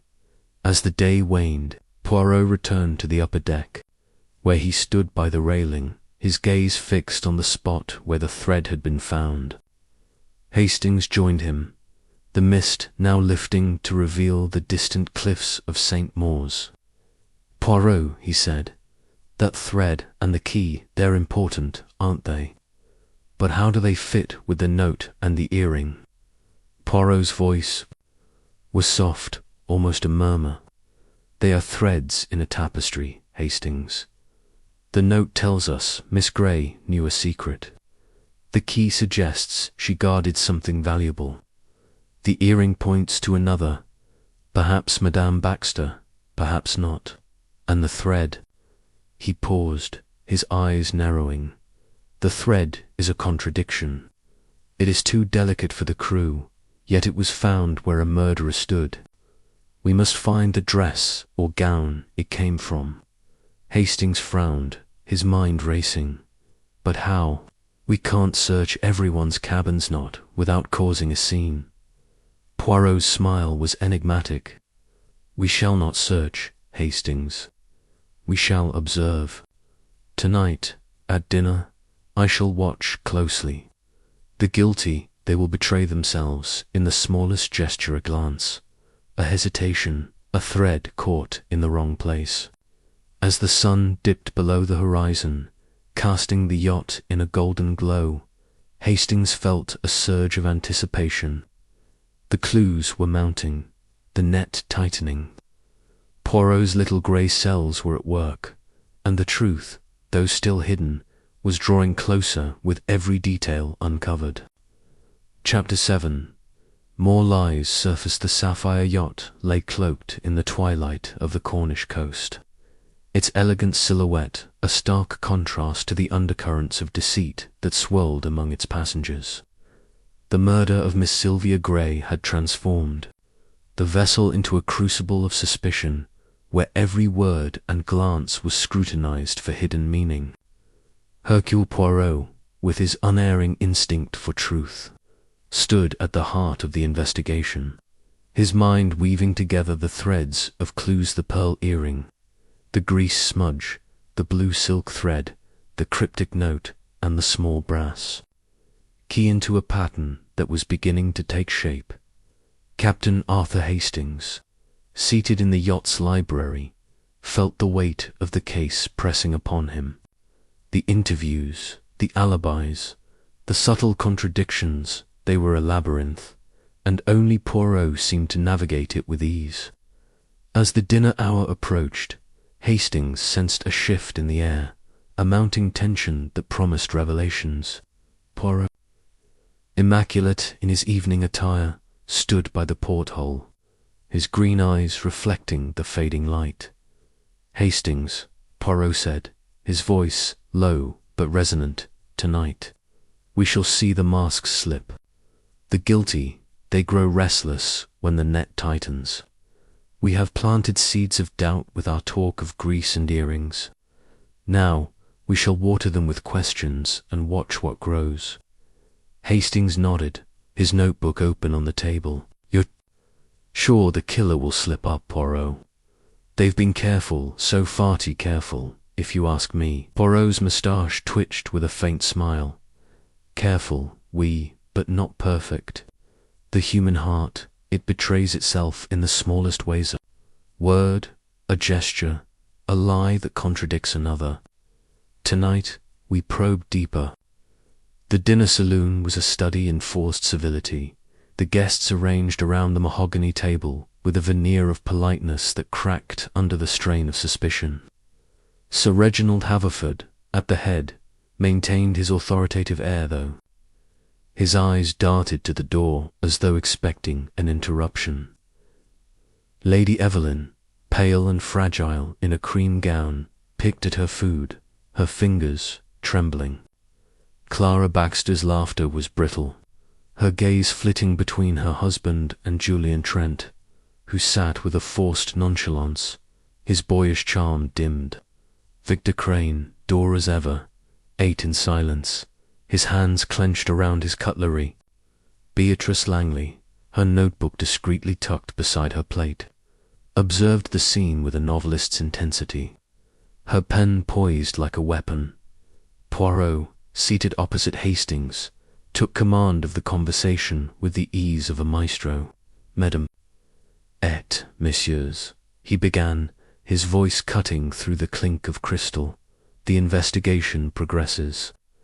We have found a note in Miss Grey's cabina, note that suggests she knew a secret, one worth killing for. I wonder, has anyone here received such a note?" The question landed like a stone in still water, sending ripples of unease through the room. Sir Reginald's fork paused, his face reddening. "A note? What nonsense is this, Poirot? Sylvia was my secretary. She had no business writing notes about secrets." Poirot's eyes narrowed, his tone deceptively mild. "And yet, monsieur, the note exists. It reads, 'I know what you've done. Meet me on the upper deck at 7:45. To whom was it addressed? Perhaps you can enlighten us." Sir Reginald's jaw tightened, but before he could respond, Clara Baxter gasped, her hand flying to her throat. "A note? That's dreadful. You don't think it was meant for one of us, do you?" Dr. Baxter patted her hand, his voice calm but strained. "Clara, don't excite yourself. Monsieur Poirot is merely exploring possibilities." Julian Trent leaned forward, his voice sharp. "Possibilities? It sounds like you're accusing someone at this table, Poirot." "I was out for a cigarette at 7:45. but I didn't see Sylvia or any note. Poirot's gaze flicked to him, noting the defensiveness in his tone. And yet, Monsieur Trent, you were on the lower deck, alone, at a time very close to the murder. A coincidence, perhaps. Trent's face flushed. I told you, I didn't see her. I was back by 8, as Beatrice can confirm. Beatrice Langley's smile was cool, her pen tapping her notebook. I saw you return, Julian, but I didn't check the time. You were rather flushed, though nervous, perhaps. Trent glared at her, but before he could retort, Lady Evelyn spoke, her voice barely audible. I received no note. But Sylvia, she was always watching, always listening. She knew things about everyone. The table fell silent, all eyes turning to Lady Evelyn. Poirot leaned forward, his voice gentle but probing. What things, madame? Did she know something about you? Lady Evelyn's eyes widened, and she shook her head quickly. No, I mean. She was Reginald's secretary. She saw his papers, his letters. If she knew anything, it was about his business. Sir Reginald slammed his glass down, the sound startling in the quiet. That's enough, Evelyn. Sylvia was loyal. If she had concerns, she'd have come to me. Poirot's eyes gleamed, catching the crack in Sir Reginald's composure. Loyal, oui, but perhaps too curious. Her diary mentions a ledger, monsieur. A ledger that troubled her. What was in it? Sir Reginald's face darkened, but he held Poirot's gaze. My ledgers are private, Poirot. Sylvia handled routine accounts. Nothing more. If she wrote about a ledger, she was mistaken. The tension in the room was palpable, a web of unspoken accusations. Victor Crane, who had been silent, suddenly spoke, his voice low and bitter. Ledgers, notes, secret sounds, like someone was prying where they shouldn't. Maybe Sylvia got what she deserved.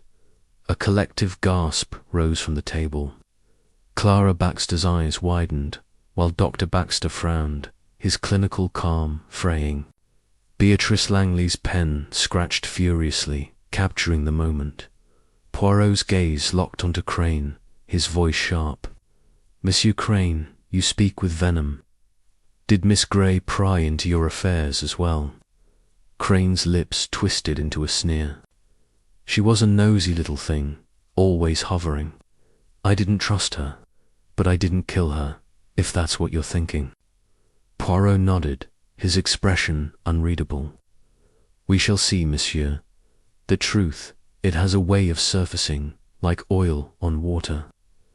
As dinner concluded, Poirot requested a private word with Captain Mortimer. In the library, the captain stood stiffly, his scar stark against his weathered face. What now, Mr. Poirot? He asked, his tone wary. Poirot held up the small brass key from Miss Grey's belongings. This key, Monsieur Mortimer, do you know what it opens? Mortimer's eyes flickered, but he shook his head.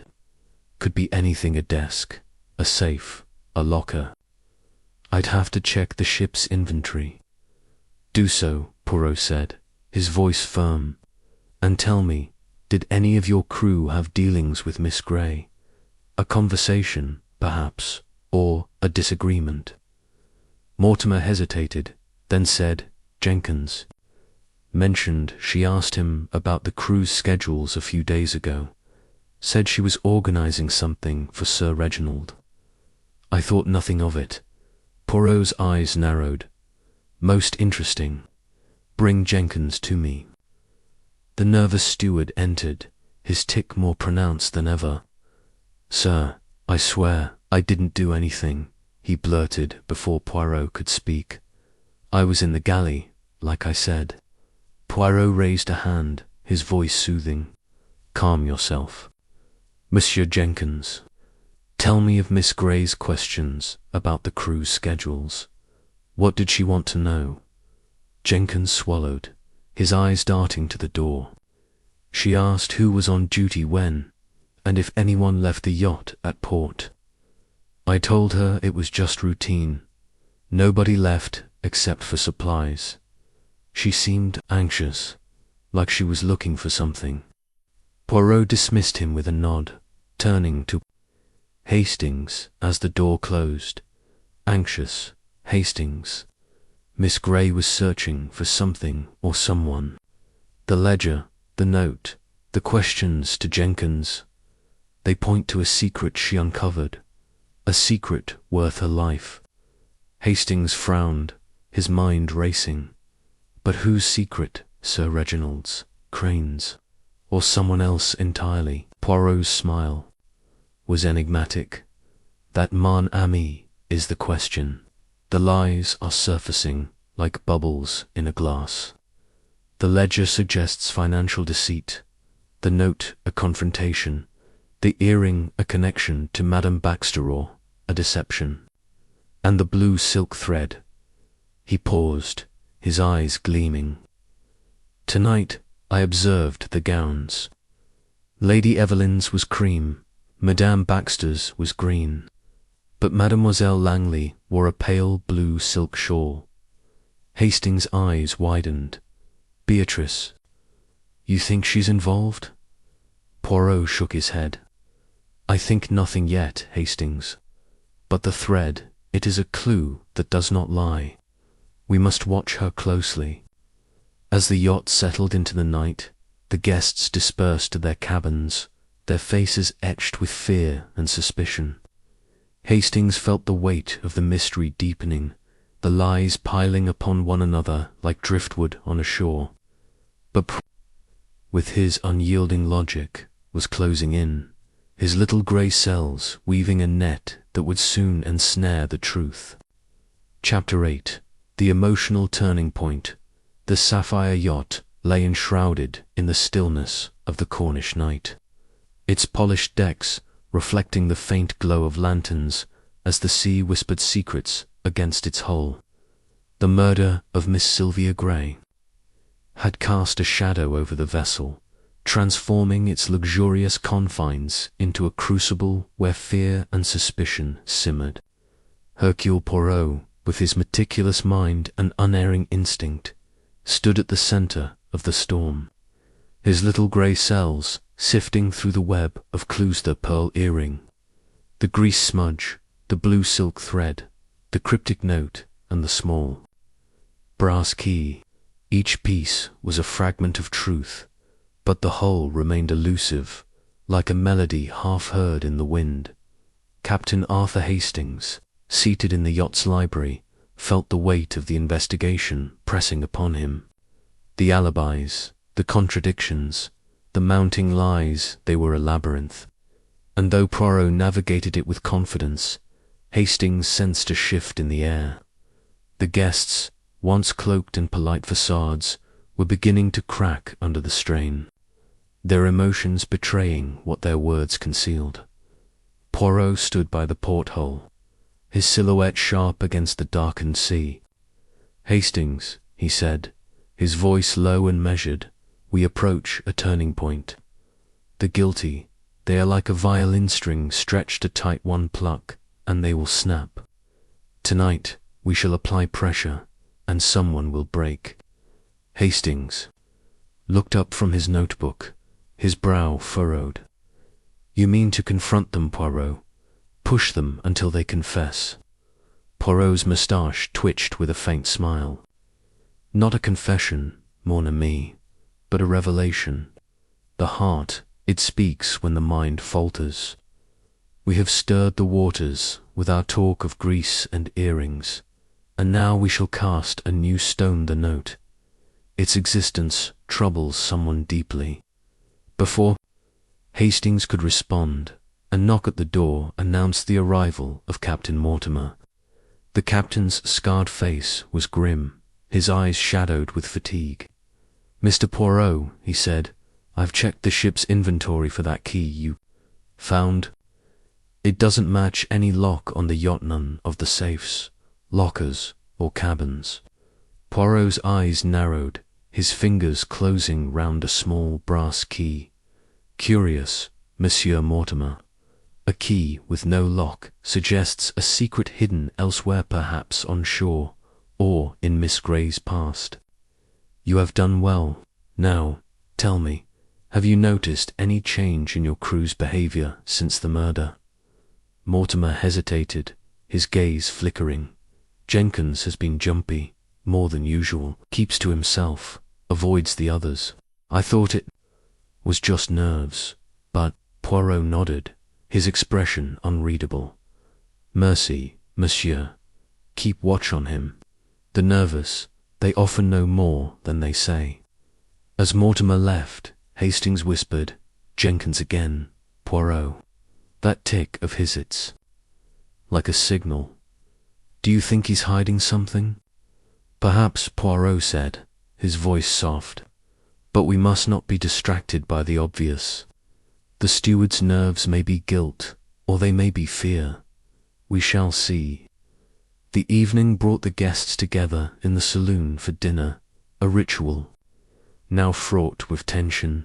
The chandelier's light cast harsh shadows, illuminating faces etched with strain. Sir Reginald Haverford, at the head of the table, gripped his glass with a force that belied his outward calm. Lady Evelyn, beside him, was a ghost in her pale gown, her eyes downcast. Clara Baxter's chatter was subdued, her glances darting. To her husband, who ate with mechanical precision, Julian Trent, his boyish charm frayed, fidgeted with his cutlery, while Victor Crane's due silence seemed to radiate resentment. Beatrice Langley, her notebook open, scribbled with an intensity that suggested she was capturing more than mere observations. Poirot, seated opposite Hastings, seized the moment to apply his pressure. Madame et messieurs, he said, his voice cutting through the murmur of conversation. A new clue has come to light. The note found in Miss Grey's cabin. I know what you've done. Meet me on the upper deck at 7:45 was not delivered, but it was written with purpose. Miss Grey knew a secret, one that threatened someone at this table. I wonder who among you feared her knowledge. The room froze, the clink of cutlery silenced. Sir Reginald's face reddened, his voice sharp. This is outrageous, Poirot. You're accusing us without evidence. Sylvia was my secretary. She had no secrets from me. Poirot's gaze was steady. And yet, monsieur, her diary speaks of a ledger that troubled her. Was it yours, perhaps, or another's?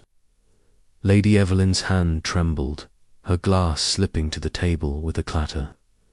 Reginald, tell him it's not true, she cried, her voice breaking. Sylvia couldn't have known anything. Not about you. The outburst stunned the room. Sir Reginald's face drained of colour, his eyes darting to his wife. Evelyn, what are you saying? You know nothing of my business. Lady Evelyn's eyes filled with tears, her voice a whisper. I saw her, Reginald, 2 nights ago in your study. She was looking through your papers, and you were angry. I didn't want to believe it, but she knew something, didn't she? The table erupted in murmurs. Clara Baxter gasped, her hand clutching her husband's arm. Julian Trent's fork clattered to his plate, his face pale. Victor Crane's lips twisted into a sneer, while Beatrice Langley's pen scratched furiously, her eyes gleaming with interest. Poirot's voice cut through the chaos, calm but commanding. Madame Haverford, you saw this. At what time, and what did you hear? Lady Evelyn's hands twisted her napkin, her voice trembling. It was late after midnight. I couldn't sleep, so I went to the study to find Reginald. Sylvia was there, alone, with the ledger open. When Reginald came in, He shouted at her, told her to leave his papers alone. She said, "I know what you're doing, and I won't stay silent." I left before they saw me. Sir Reginald slammed his fist on the table, his voice thunderous. "That's a lie, Evelyn. Yes, I caught Sylvia in my study, but it was a misunderstanding. She was checking figures for a shipment, nothing more." Poirot's eyes narrowed, his tone deceptively mild. "A misunderstanding, monsieur. Yet Miss Grey wrote of a ledger that troubled her, and 2 days later she is dead. A coincidence? Perhaps." The room fell silent, the weight of Lady Evelyn's revelation hanging heavy. Hastings, his heart pounding, scribbled in his notebook, his eyes darting between the guests. Sir Reginald's anger, Lady Evelyn's tears, the others' shocked expressions. It was as though a dam had broken, releasing a flood of hidden truths. Beatrice Langley spoke, her voice cool and measured. "Well, that's quite a scene, Lady Evelyn. You've painted Sir Reginald as a villain in your little drama. But what about you? Why were you creeping around the study at midnight?" Lady Evelyn's face crumpled, her voice a sob. "I wasn't creeping. I was worried about Reginald. He's been so distant, so secretive. I thought he was hiding something from me." Clara Baxter's voice was sharp, her eyes blazing. "Hiding something, like an affair, perhaps. Sylvia was always hovering around him. Maybe you were jealous, Evelyn." Dr. Baxter gripped his wife's arm, his voice low. "Clara, that's enough. You're upsetting her." Poirot's gaze swept the table, noting every reaction. "Jealousy, Madame Baxter. An interesting theory. And you, Monsieur Trentior. Cigarette break at 7:45 places you near the time of the murder. Did you see Sir Reginald or Miss Grey on the deck?" Trent's face flushed, his voice defensive. "I told you, I was on the lower deck, alone. I didn't see anyone." Victor Crane's sneer deepened. "Convenient, Trent. You're always slipping away, aren't you? Maybe you were the one Sylvia was meeting." Trent shot to his feet, his chair scraping. "That's a lie, Crane. I had no reason to hurt her." Poirot raised a hand, his voice calm but authoritative. "Enough, messieurs. The accusations, they fly like arrows, but they miss the mark. The truth lies in the details, the note, the ledger, the blue silk thread. And I assure you, it will be found." As dinner ended, the guests dispersed, their faces etched with fear and suspicion. Lady Evelyn's revelation had cracked the facade of civility, exposing raw emotions and hidden motives. In the library, Poirot turned to Hastings, his eyes gleaming. "You see, mon ami, the heart speaks when the mind falters. Lady Evelyn's words have shaken the guilty, and now they will act." Hastings frowned, his mind racing. "You think Sir Reginald's the killer, don't you? That ledger—it's got to be the key." Poirot's smile was enigmatic. "The ledger, oui, but it is not the only key. The blue silk thread, the pearl earring, the note, they weave a tapestry of deceit. And Lady Evelyn's tears they are. Not only for her husband, I think." As the yacht settled into the night, Hastings felt the mystery deepening, the lies surfacing like wreckage from a sunken ship. Poirot's net was tightening, and someone, he knew, was about to break. Chapter 9. The Trapther Sapphire yacht lay anchored under a starless sky, its polished decks shrouded in a darkness that mirrored the secrets festering among its passengers. The murder of Miss Sylvia Grey had unravelled the veneer of civility aboard, and Lady Evelyn's tearful revelation at dinner had set the stage for a new act in the drama. Hercule Poirot, with his meticulous mind and unyielding logic, sensed the moment was ripe to tighten the net around the killer. The clues: a pearl earring, the grease smudge, the blue silk thread, the cryptic note, and the small brass key were aligning, and Poirot was ready to apply the psychological pressure that would force the guilty to betray themselves. Captain Arthur Hastings, standing in the yacht's library, felt a surge of anticipation. Lady Evelyn's outburst had exposed a fracture in the group's facade, and the raw emotions it unleashed: Sir Reginald's anger, Clara Baxter's accusations, Julian Trent's defensiveness, had left the guests reeling. Poirot, immaculate in his grey suit, stood by the porthole, his green eyes gleaming with the intensity of a hunter closing in on his prey. "Hastings," Poirot said, his voice low and deliberate, "we have stirred the waters, and the fish are restless. The note, the ledger, the earring, they have unsettled the guilty. Tonight we shall set a trap, not with force, but with the power of suggestion.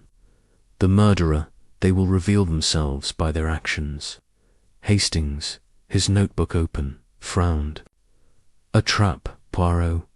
You mean to gather everyone and confront them? But won't that just make them clam up?" Poirot's moustache twitched with a faint smile. "Nan, mon ami, the trap is not an accusation, but an opportunity. We shall create a moment where the guilty feel safe to act, to cover their tracks or to strike again. And in that moment, they will betray themselves." Before Hastings could press for details, a knock at the door announced Captain Mortimer.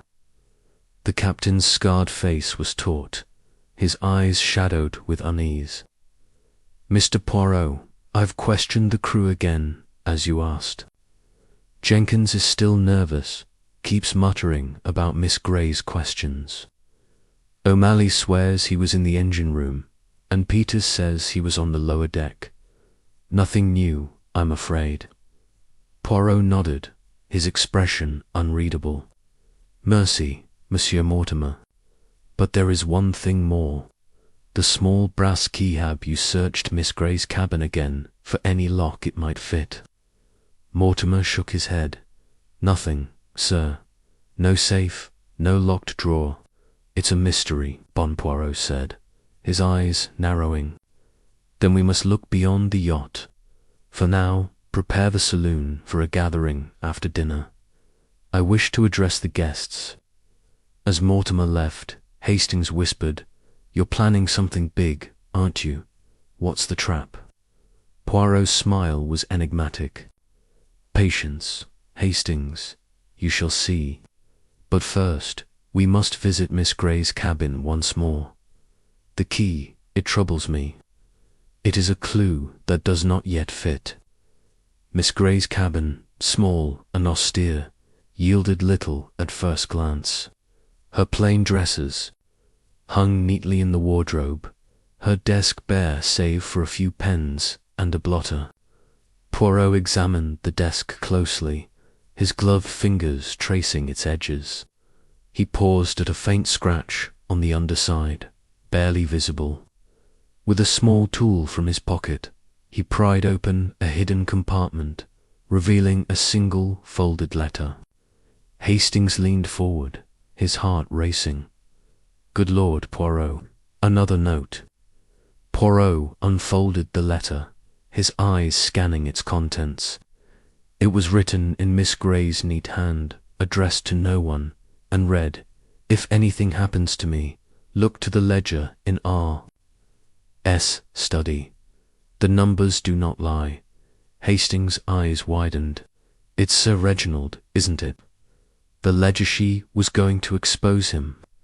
Poirot folded the letter carefully, tucking it into his pocket. "Perhaps, Hastings. But the ledger, it is not the whole story. We must see it for ourselves. Tonight we shall arrange for the study to be left unguarded." Hastings frowned, puzzled. Unguarded? But won't that risk someone tampering with it?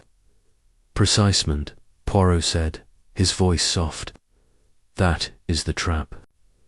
Dinner was a tense affair. The guests gathered in the saloon under the chandelier's unforgiving light. Sir Reginald, his face still flushed from the previous night's confrontation, ate in silence, his eyes avoiding his wife. Lady Evelyn, pale and fragile, picked at her food, her hands trembling. Clara Baxter's chatter was forced, her glances darting to Julian Trent, who sat with a strained smile. Victor Crane's dour expression was unchanged, his fingers clenched around his glass. Beatrice Langley, her notebook open, scribbled with a quiet intensity, her eyes flicking from face to face. Poirot, seated at the head of the table, waited until the dessert course to make his move.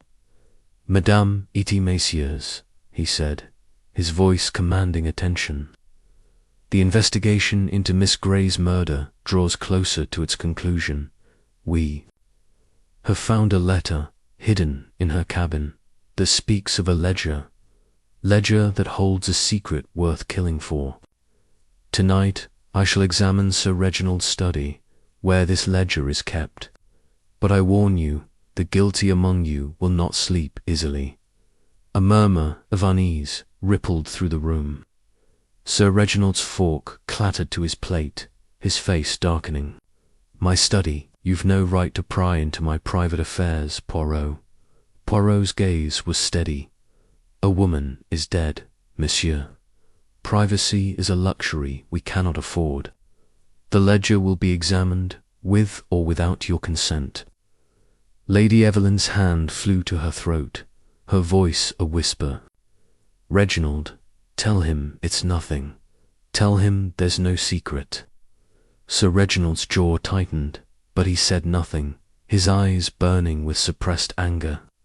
Clara Baxter's voice was sharp, her eyes wide. "A ledger? What kind of secret?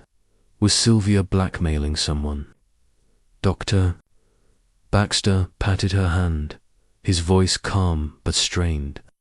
"Clara, let Monsieur Poirot do his work. Speculation won't help." Julian Trent leaned forward, his voice tense. "If there's a ledger, let's see it. If Sir Reginald's hiding something, we all have a right to know." Victor Crane's sneer was venomous. "Hiding something? That's rich, coming from you, Trent. You're the one who was skulking around the deck when she died." Trent's face flushed, his chair scraping as he stood. "I've had enough of your accusations, Crane." Poirot raised a hand, his voice cutting through the rising tension. "Enough, messieurs. The ledger will speak for itself. For now, I ask you to retire to your cabins. The study will be examined at 10 o'clock." As the guests dispersed, their faces etched with fear and suspicion, Poirot turned to Hastings. "Now, mon ami, we set the stage.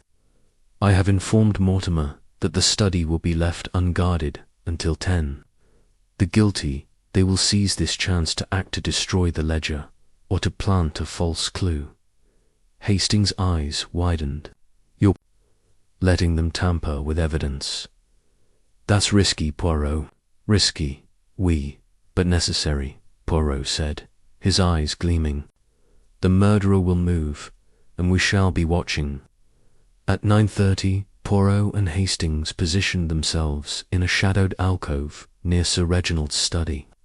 A small room below deck lined with books and a heavy oak desk. The door was ajar, the room dark save for a single lamp. Poirot's eyes were fixed on the corridor, his breathing steady, his senses alert. Minutes passed, the yacht's gentle rocking the only sound.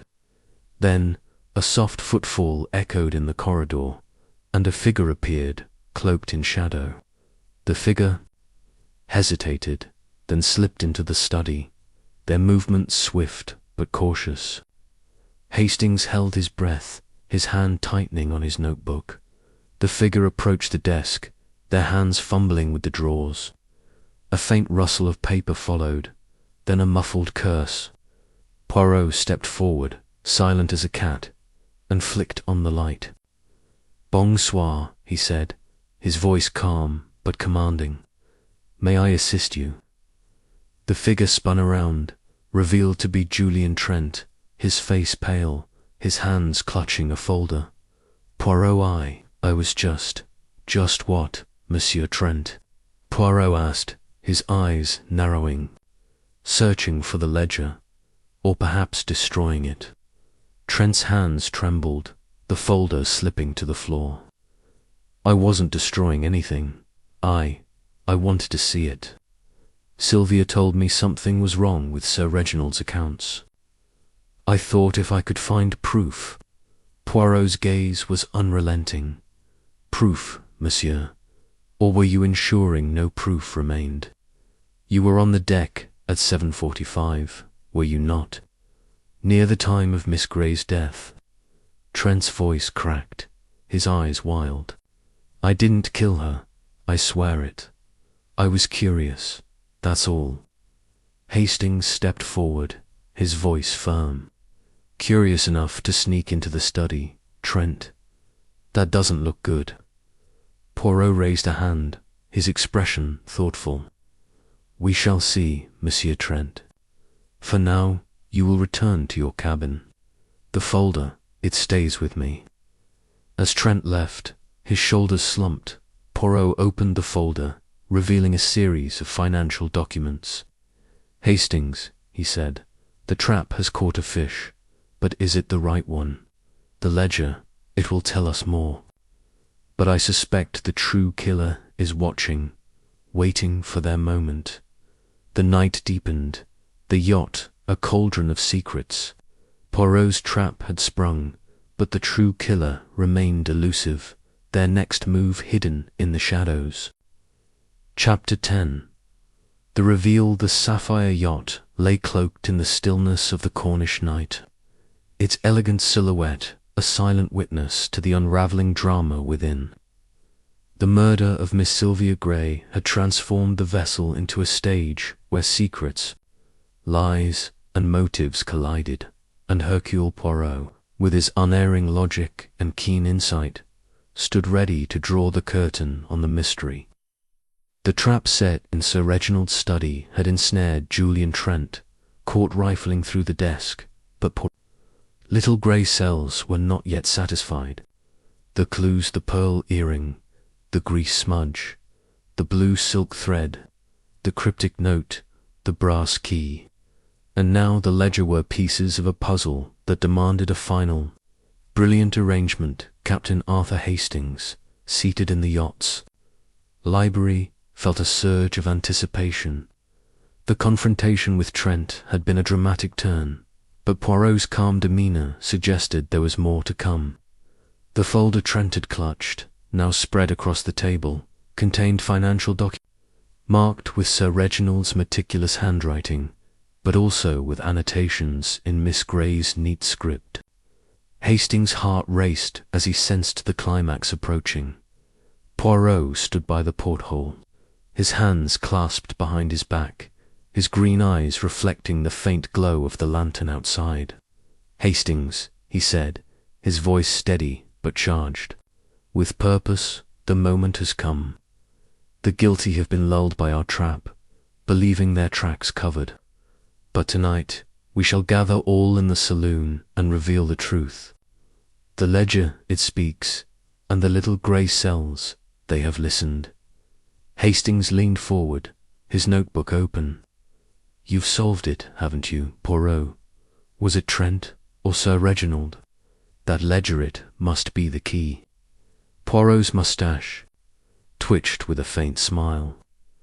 The ledger, but it is not the whole story. Come, mon ami, let us prepare.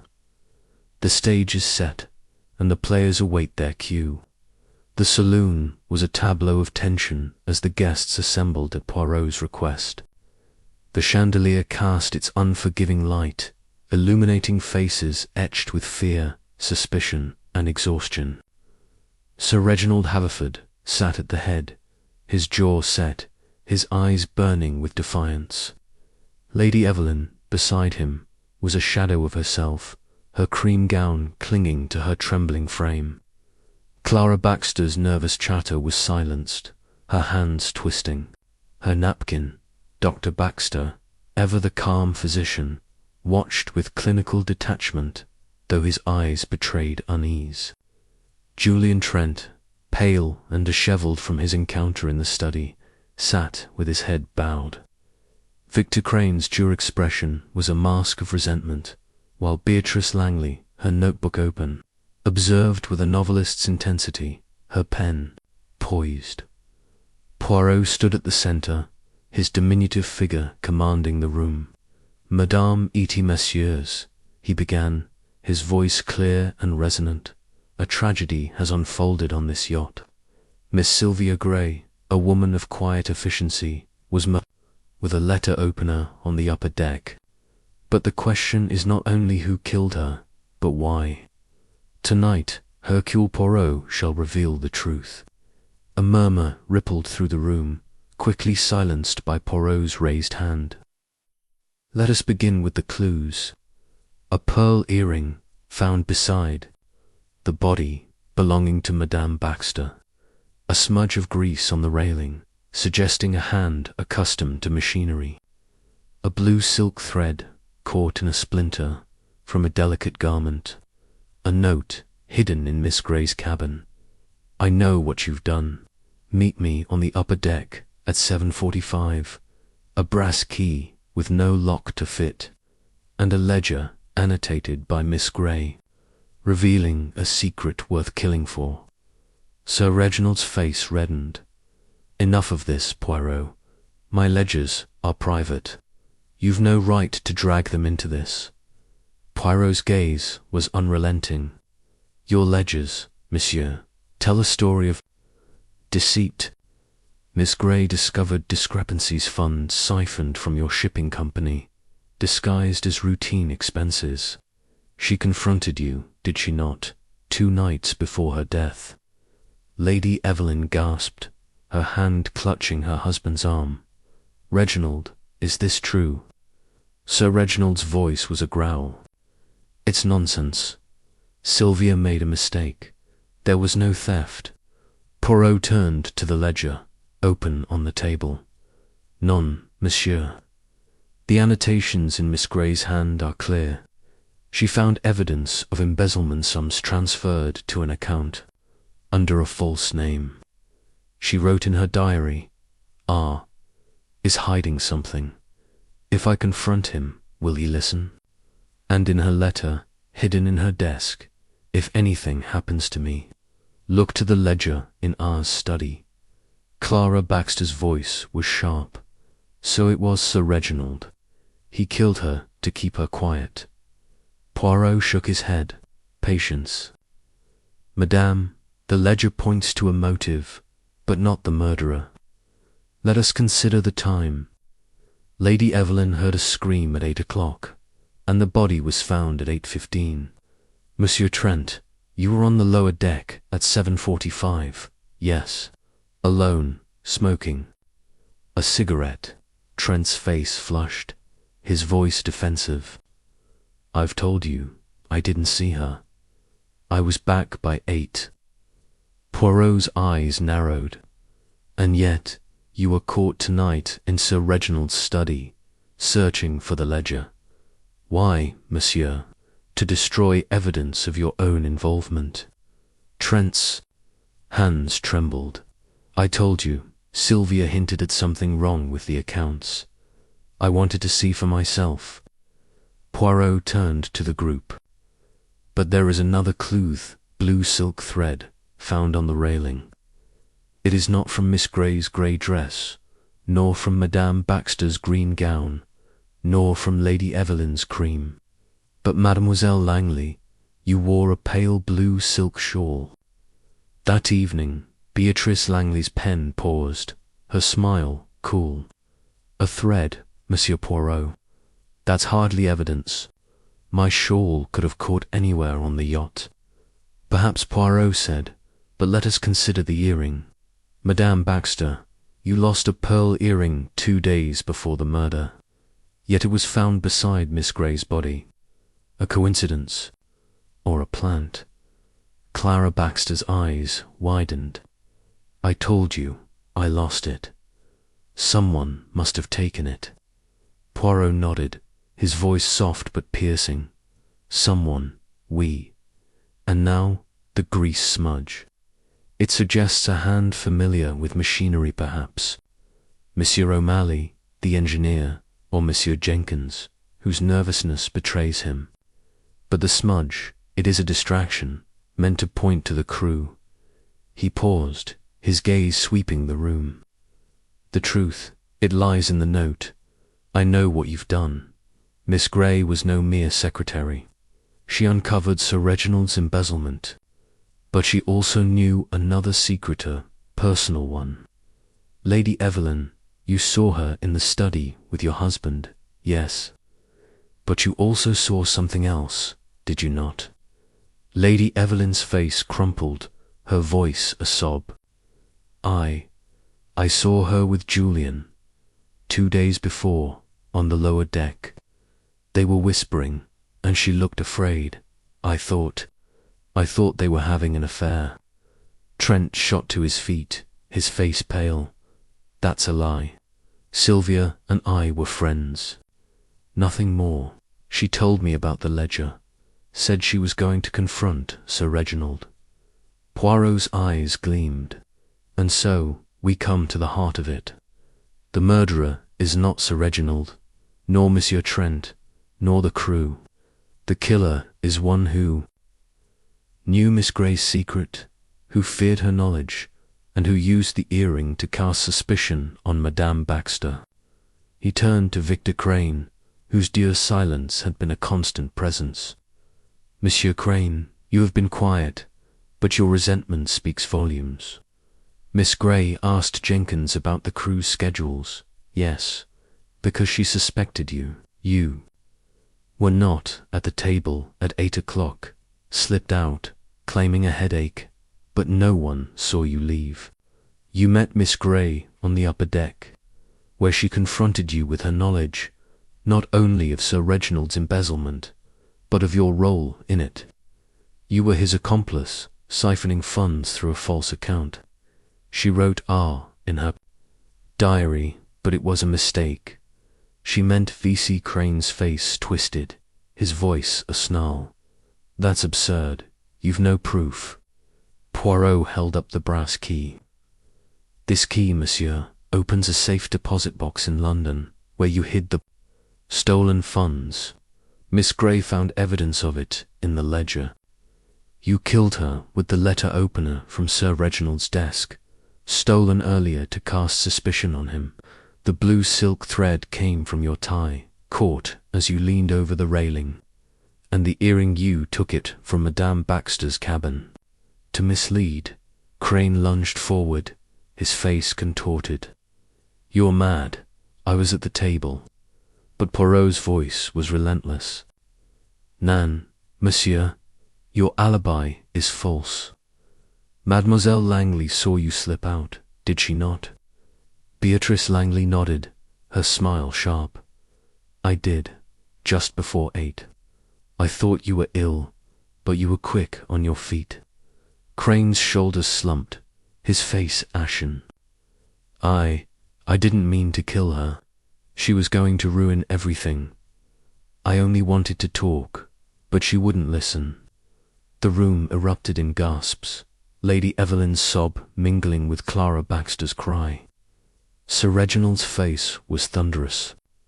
But Poirot raised a hand, his voice calm. The truth, it is revealed. Monsieur Crane, you will face justice. As Mortimer led Crane away, the saloon fell silent, the weight of the truth settling over the guests. Poirot turned to Hastings, his eyes weary but satisfied. The little grey cells, they do not fail, mon ami. Chapter 11. The Reflection, the sapphire yacht lay silent under the Cornish stars, its opulent decks now a stage for resolution rather than suspicion. The revelation of Victor Crane as Miss Sylvia Grey's murderer had lifted the oppressive weight that had hung over the vessel, but the air remained heavy with the aftershocks of truth. The guests, shaken by the dramatic unmasking in the saloon, had dispersed to their cabins, their faces etched with relief, guilt, and lingering unease. Hercule Poirot, the architect of the solution, stood alone on the upper deck, his gloved hands clasped behind his back, his gaze fixed on the dark expanse of the sea. Captain Arthur Hastings joined him, his steps slow, his mind still reeling from the events of the evening, the clues, the pearl earring, the grease smudge, the blue silk thread, the cryptic note, the brass key, and the ledger had been woven into a tapestry of logic by Poirot's little grey cells, revealing Victor Crane's guilt with devastating clarity. Yet Hastings felt a pang of disquiet, as though the final act had left questions unanswered. "Poirot," he said, his voice low in the quiet night, "you did it. You found the killer." Crane's confessionate was like something out of a novel. "But how did you know it was him?" There were so many possibilities. Poirot turned, his green eyes glinting in the lantern's glow. "Mon ami, the truth is always simple when one sees it clearly. The clues, they were like stars in a constellation scattered at first, but forming a pattern when viewed with the right perspective. Come, let us walk, and I shall explain." They strolled along the deck, the gentle lapping of waves, a soothing counterpoint to the gravity of their conversation. Poirot's voice was calm, almost philosophical, as he began. "The murder of Miss Grey, it was not a crime of passion but of calculation. She was a threat, not only to Sir Reginald's secrets, but to another's, Victor Crane's. The ledger, it was the key, but not in the way we first thought." Hastings frowned, his notebook tucked under his arm. "You mean the embezzlement? Crane was Sir Reginald's accomplice, wasn't he?" "Oui," Poirot said, his moustache twitching. "But let us retrace the steps. Miss Grey, she was meticulous, observant, a woman who saw what others missed. In her role as Sir Reginald's secretary, she discovered discrepancies in his ledger's funds, siphoned to a false account. Her diary spoke of R hiding something, and we assumed it was Sir Reginald. But the note, 'I know what you've done,' and the letter in her desk pointed to a deeper truth." He paused, his gaze drifting to the horizon. "The blue silk thread was the first clue that turned my thoughts. It was not from a lady's gown, as we suspected, but from a man's Crane's tie, which he wore that evening. A small detail, but it placed him at the scene. The pearl earring, belonging to Madame Baxter, was a clever misdirection, stolen from her cabin to cast suspicion elsewhere. The grease smudge, it was a red herring, perhaps from routine maintenance, but it served to distract us toward the crew." Hastings nodded, his mind piecing it together. "And the note, she meant it for Crane, didn't she?" "Precisement," Poirot said. "Miss Grey discovered that Crane, not Sir Reginald, was the architect of the embezzlement.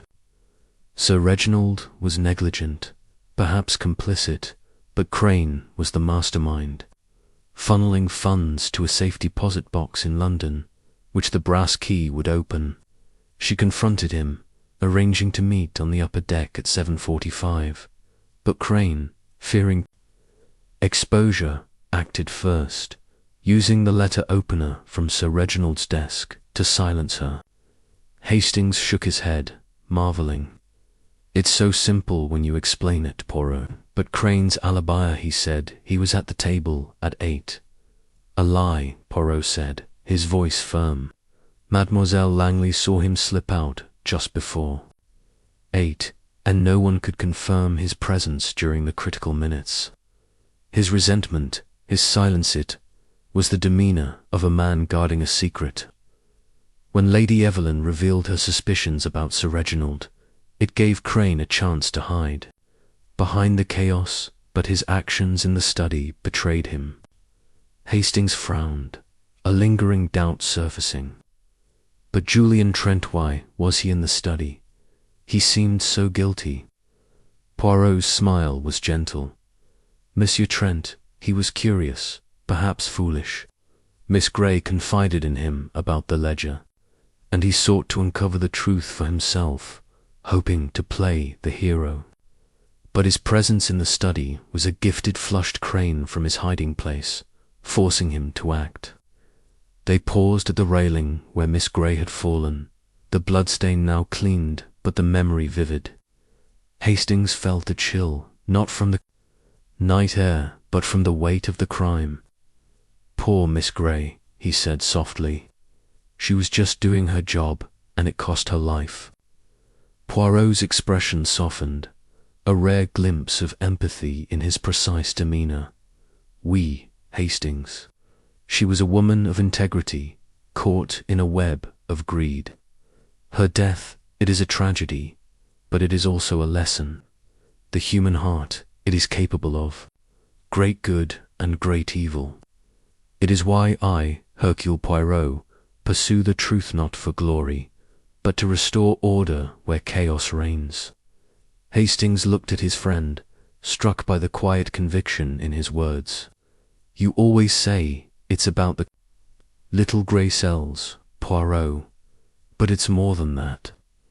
It's about understanding people, their motives, their fears." Poirot inclined his head, a faint smile playing on his lips. "You begin to understand, mon ami. The little grey cells, they see the clues, but it is the heart that interprets them. In this case, it was Miss Grey's heart, her courage to confront, the seat that led to her end, and it was the heart of the guilty that betrayed them." The yacht rocked gently, the stars now visible through a break in the clouds. Poirot turned, his gaze sweeping the deck. "Tomorrow we shall return to shore, and Monsieur Crane will face justice. Sir Reginald, too, must answer for his negligence, though he is not the murderer. The others, Lady Evelyn, Madame Baxter, Monsieur Trenthey, will carry their own burdens, their secrets exposed." Hastings nodded, his voice thoughtful, and Beatrice Langley. "She saw everything, didn't she? Her notebook must be a goldmine." Poirot chuckled softly. "Mademoiselle Langley, she is a novelist, and this tragedy will no doubt inspire her next work. But she is no killer, only an observer of the human condition. Let her write her story, it will do no harm." They stood in silence for a moment, the sea stretching endlessly before them. Hastings felt a sense of closure, but also a melancholy, for the lives touched by the crime. "What now, Poirot? Back to London?" Poirot's eyes twinkled. "For now, yes, but the world, it is full of mysteries, Hastings, and where there is mystery, there is Hercule Poirot. Come, let us retire. The little grey cells, they deserve a rest." As they descended to their cabins, the sapphire yacht seemed to sigh, its secrets laid bare. The case was closed, the truth revealed, but the echoes of Miss Grey's death would linger, a reminder of the fragile balance between order and chaos. Poirot, with his unyielding logic and quiet compassion, had restored that balance, and Hastings, ever his faithful companion, felt a renewed admiration for the little Belgian detective who saw what others could not. Chapter 12. The aftermath. The sapphire yacht cut through the early morning mist, its engines humming as it made its slow return to the Cornish shore. The opulent vessel, once a symbol of Sir Reginald Haverford's wealth and ambition, now carried the weight of a resolved tragedy. Victor Crane's confession to the murder of Miss Sylvia Grey had lifted the suffocating veil of suspicion, but it left in its wake a sombre mood among the passengers.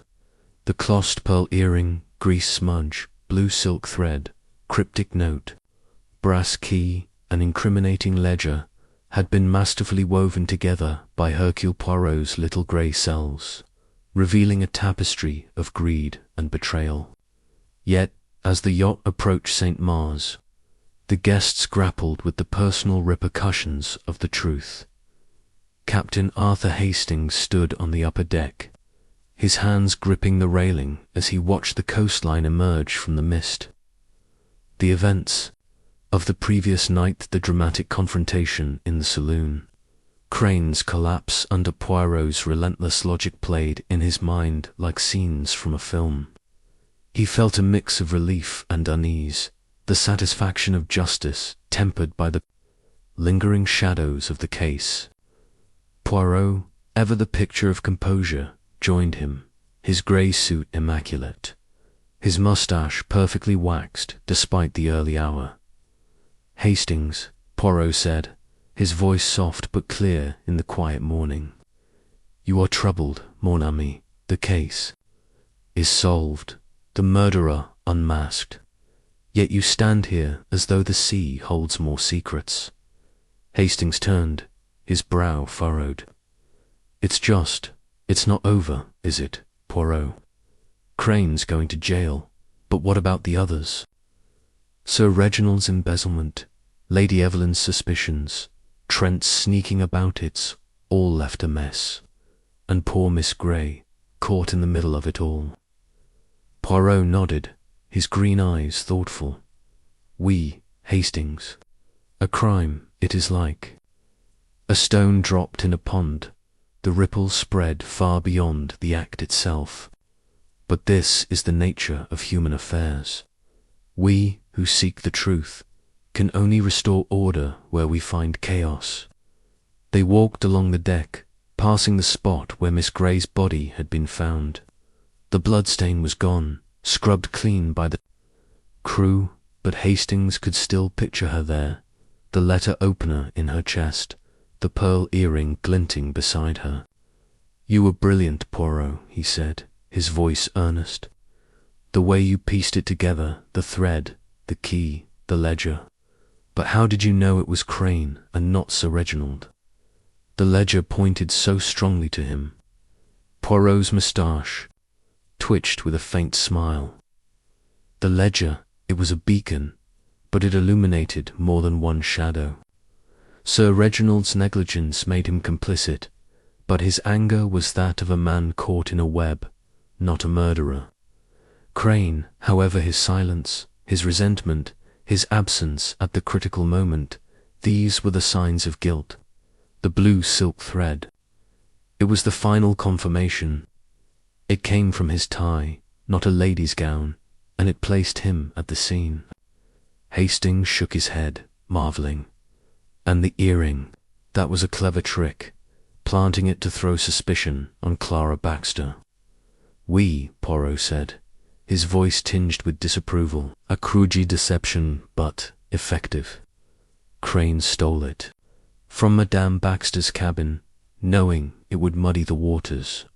But the little grey cells, they see through such ploys." As they reached the saloon, where the guests were gathered for a subdued breakfast, the atmosphere was markedly different from the previous days. Sir Reginald sat at the head of the table, his face haggard, his usual bombast replaced by a weary silence. Lady Evelyn, beside him, sipped her tea with trembling hands, her eyes red-rimmed from a sleepless night. Clara Baxter, subdued for once, sat close to her husband, who maintained his clinical calm but seemed distant. Julian Trent, his boyish charm extinguished, picked at his food, his gaze fixed on his plate. Beatrice Langley, ever observant, scribbled in her notebook, though her usual spark of curiosity was tempered by a sombre air. Poirot took his place at the table, his presence commanding despite his diminutive stature. "Madame et messieurs," he said, his voice gentle but firm, "the tragedy of Miss Grey's death has been resolved. Monsieur Crane has confessed, and justice will be served. But I must address one final matter, the ledger." Sir Reginald's head snapped up, his voice hoarse. The ledger. You've made your point, Poirot. I've admitted 2 oversights. Must you drag it out further? Poirot's gaze was steady. Monsieur, your oversights enabled Crane's crime, but they do not excuse it. The ledger shows funds siphoned to a false account, managed by Crane but under your name. You must face the consequences, as must he. Lady Evelyn's voice was a whisper. Reginald, how could you? All those years, and you let this happen. Sir Reginald's shoulders slumped, his voice heavy. I trusted Crane. He handled the accounts, said it was all above board. I never meant for anyone to get hurt. Clara Baxter's voice, sharp but trembling, broke the silence. Hurt. Sylvia's dead because of your greed. And that earring, my earring, made me look like a suspect. Dr. Baxter placed a hand on her arm, his tone soothing. Clara, it's over. Monsieur Poirot has cleared your name. Julian Trent looked up, his voice bitter. And me. I was a fool, poking around the study, but I wasn't a killer. Sylvia trusted me, and I let her down. Beatrice Langley's pen paused, her eyes meeting Poirot's. You've given me quite a story, Monsieur Poirot, but it's a tragedy, not a triumph. Sylvia deserved better. Poirot inclined his head, his expression somber. You are right, mademoiselle. Miss Grey was a woman of courage, seeking to right a wrong. Her death is a loss, but her truth has been honored. As breakfast ended, the guests dispersed, their footsteps heavy with the weight of the revelations.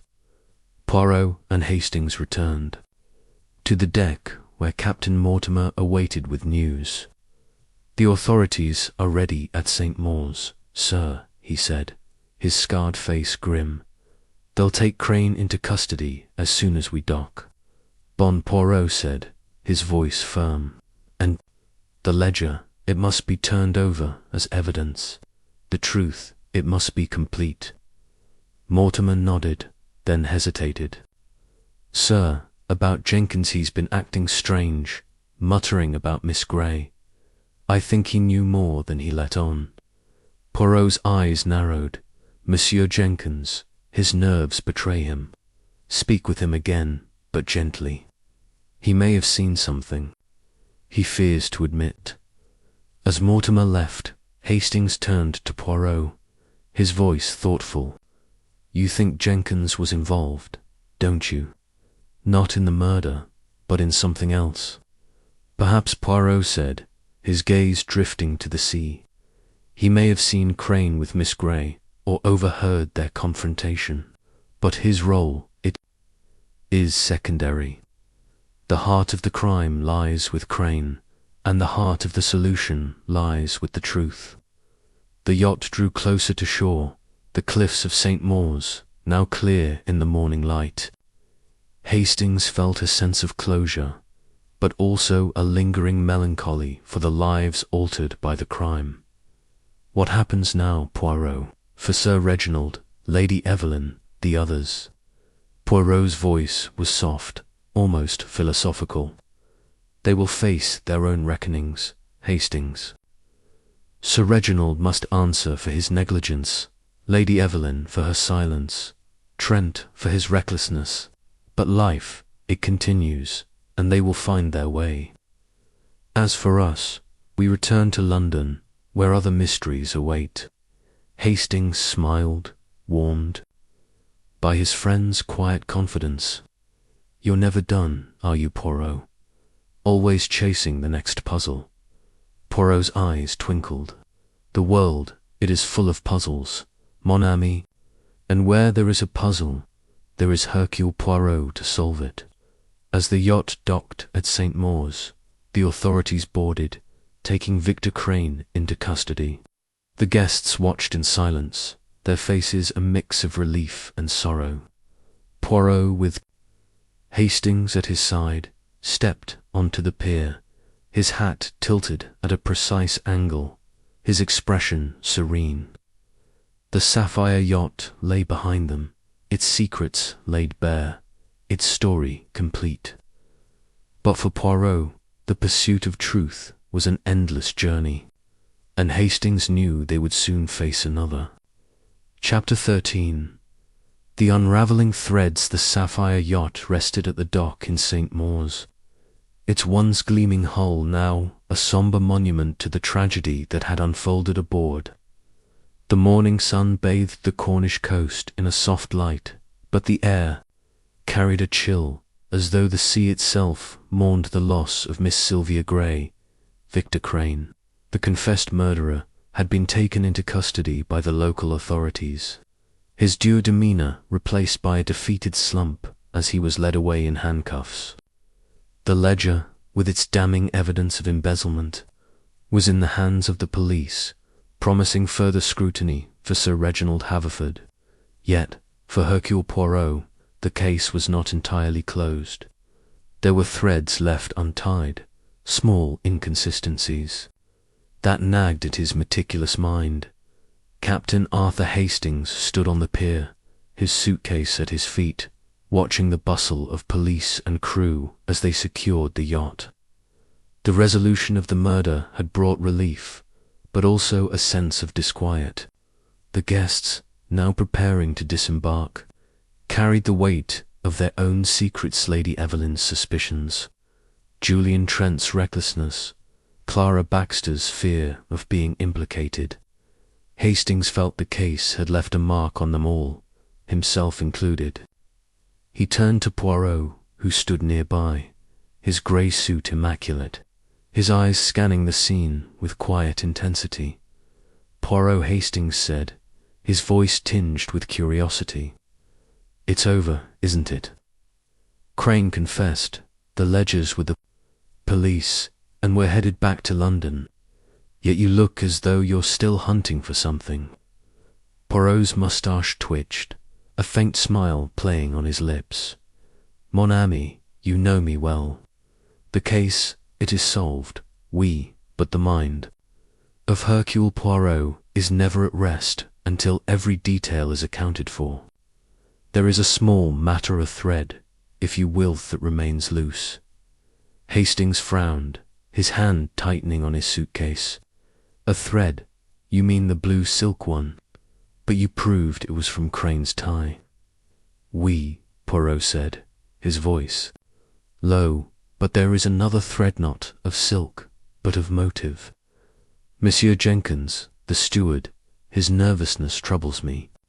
He knows something, Hastings, something he has not yet revealed, and I suspect it concerns Miss Grey's final hours." They boarded the yacht one last time, at Poirot's request, to speak with Jenkins before departing. The saloon, once a stage for tension and suspicion, was now nearly empty, its chandelier dimmed, its tables cleared.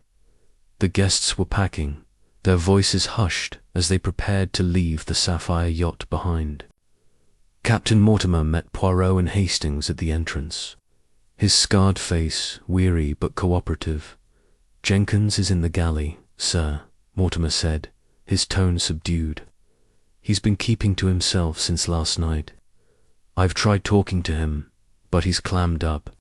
Poirot nodded, his expression thoughtful. "Merci, Monsieur Mortimer. Lead us to him, if you please." The galley was a small, utilitarian space, its stainless steel surfaces gleaming under the fluorescent lights. Jenkins, the wiry steward, stood polishing a tray, his hands trembling, his nervous tic more pronounced than ever. He looked up as Poirot entered, his eyes wide with apprehension. "Monsieur Jenkins," Poirot began, his voice gentle but firm, "you have been most helpful, but I sense you carry a burden. Miss Grey, she spoke to you about the cruise schedules. What did she ask, and why does it trouble you so?" Jenkins' hands froze, the tray clattering to the counter. I told you, sir. She asked about who was on duty, who left. The yacht at port. I thought it was for Sir Reginald's business, but he swallowed, his tic twitching violently. She was scared, sir. That last day, she came to me, asked if I'd seen anyone near the study late at night. I told her I hadn't, but I lied. Hastings' eyes widened, his voice sharp. You lied. Good Lord, man, why? Jenkins' shoulders slumped, his voice barely a whisper. I saw Monsieur Crane, sir, the night before the murder. He was coming out of the study, looking furtive, like he didn't want to be seen. I didn't think much of it then, but when Miss Grey asked, I was afraid to tell. Her Crane's got a temper, and I didn't want trouble. Poirot's gaze was piercing. And you told no one, not even after her death. Jenkins shook his head, tears welling in his eyes. I was scared, sir. I thought if I said anything, he'd come after me next. I'm sorry, should have spoken. Up, Poirot's expression softened, though his voice remained firm. You have spoken now, Monsieur Jenkins, and that is enough. Your silence, it protected you, but it also protected Crane for a time. The truth, it is always better, even when it is painful. As they left the galley, Hastings turned to Poirot, his mind racing. That's why Crane acted so quickly, isn't it? He knew Miss Grey was onto him, and Jenkins' silence gave him the chance to strike. Precisement, Poirot said, his eyes narrowing. Jenkins' fear was a shield for Crane, but also a clue. His nervousness, it was not guilt, but knowledge. This small thread, it completes the pattern. They returned to the pier, where the guests were now disembarking, their faces a mix of relief and exhaustion. Sir Reginald stood with Lady Evelyn, his arm around her, though the distance between them was palpable. Clara Baxter clung to her husband, her usual vivacity subdued, while Dr. Baxter offered a curt nod to Poirot, a silent acknowledgement of his work.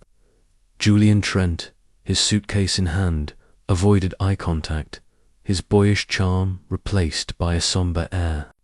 Beatrice Langley, her notebook tucked under her arm, paused to address Poirot. Monsieur Poirot, she said, her voice warm but tinged with melancholy. You've given me a story I'll never forget, but it's a dark one. I hope you don't mind if I borrow your methods for my next novel? Poirot's smile was genuine. Mademoiselle Langley, you may borrow my methods, but not my moustache. It is unique, Nan. She laughed, a spark of her usual wit returning, and boarded the waiting car to the train station. As the guests departed, Hastings felt a sense of finality settling over the case. The sapphire yacht, its secrets exposed, would soon be just. Memory, its story one of tragedy and truth. Poirot, Hastings said, as they prepared to board their own car. What happens to them now? Sir Reginald, Lady Evelyn, the others. Poirot's gaze drifted to the yacht, now silent at the dock. Sir Reginald will face scrutiny for his role in the embezzlement, though his punishment will be less severe than Crane's. Lady Evelyn. She must rebuild trust with her husband, a task not easily done. Monsieur Trent will learn from his recklessness, and Madame Baxter, she will carry the weight of her misplaced earring. Life, it continues, Hastings, and they will find their way. Hastings nodded, his voice thoughtful, and Jenkins. He feels guilty for staying silent. Oui, Poirot said, his tone gentle, but he has unburdened himself, and that is a start. The human heart, it heals, even from its own mistakes. As they climbed into the car, the sapphire yacht receded into the distance, its silhouette fading into the mist. Hastings felt a pang of melancholy for Miss Grey, whose courage had cost her life, and a quiet admiration for Poirot, whose logic had brought justice. "Another case solved," he said, a wry smile tugging at his lips. "You never cease to amaze me, Poirot." Poirot's eyes twinkled, his voice light but firm. "The little grey cells, mon ami, they do not rest. But for now we return to London, where a good cup of tisane awaits, and perhaps another mystery." The car pulled away, carrying them toward the train station and the world beyond.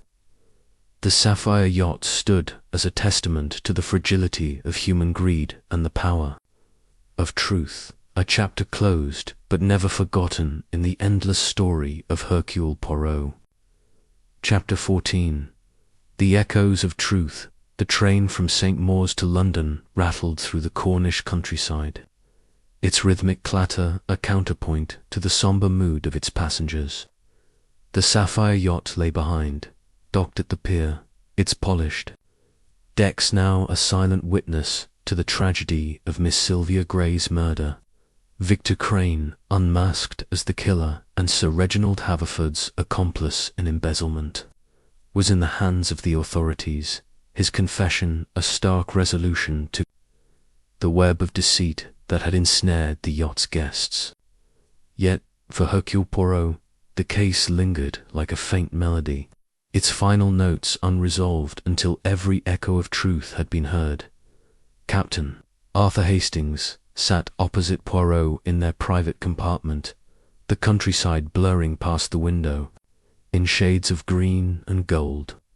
His suitcase rested at his feet, his notebook tucked inside, filled with the details of the case de pearl earring, the grease smudge, the blue silk thread, the cryptic note, the brass key, and the incriminating ledger.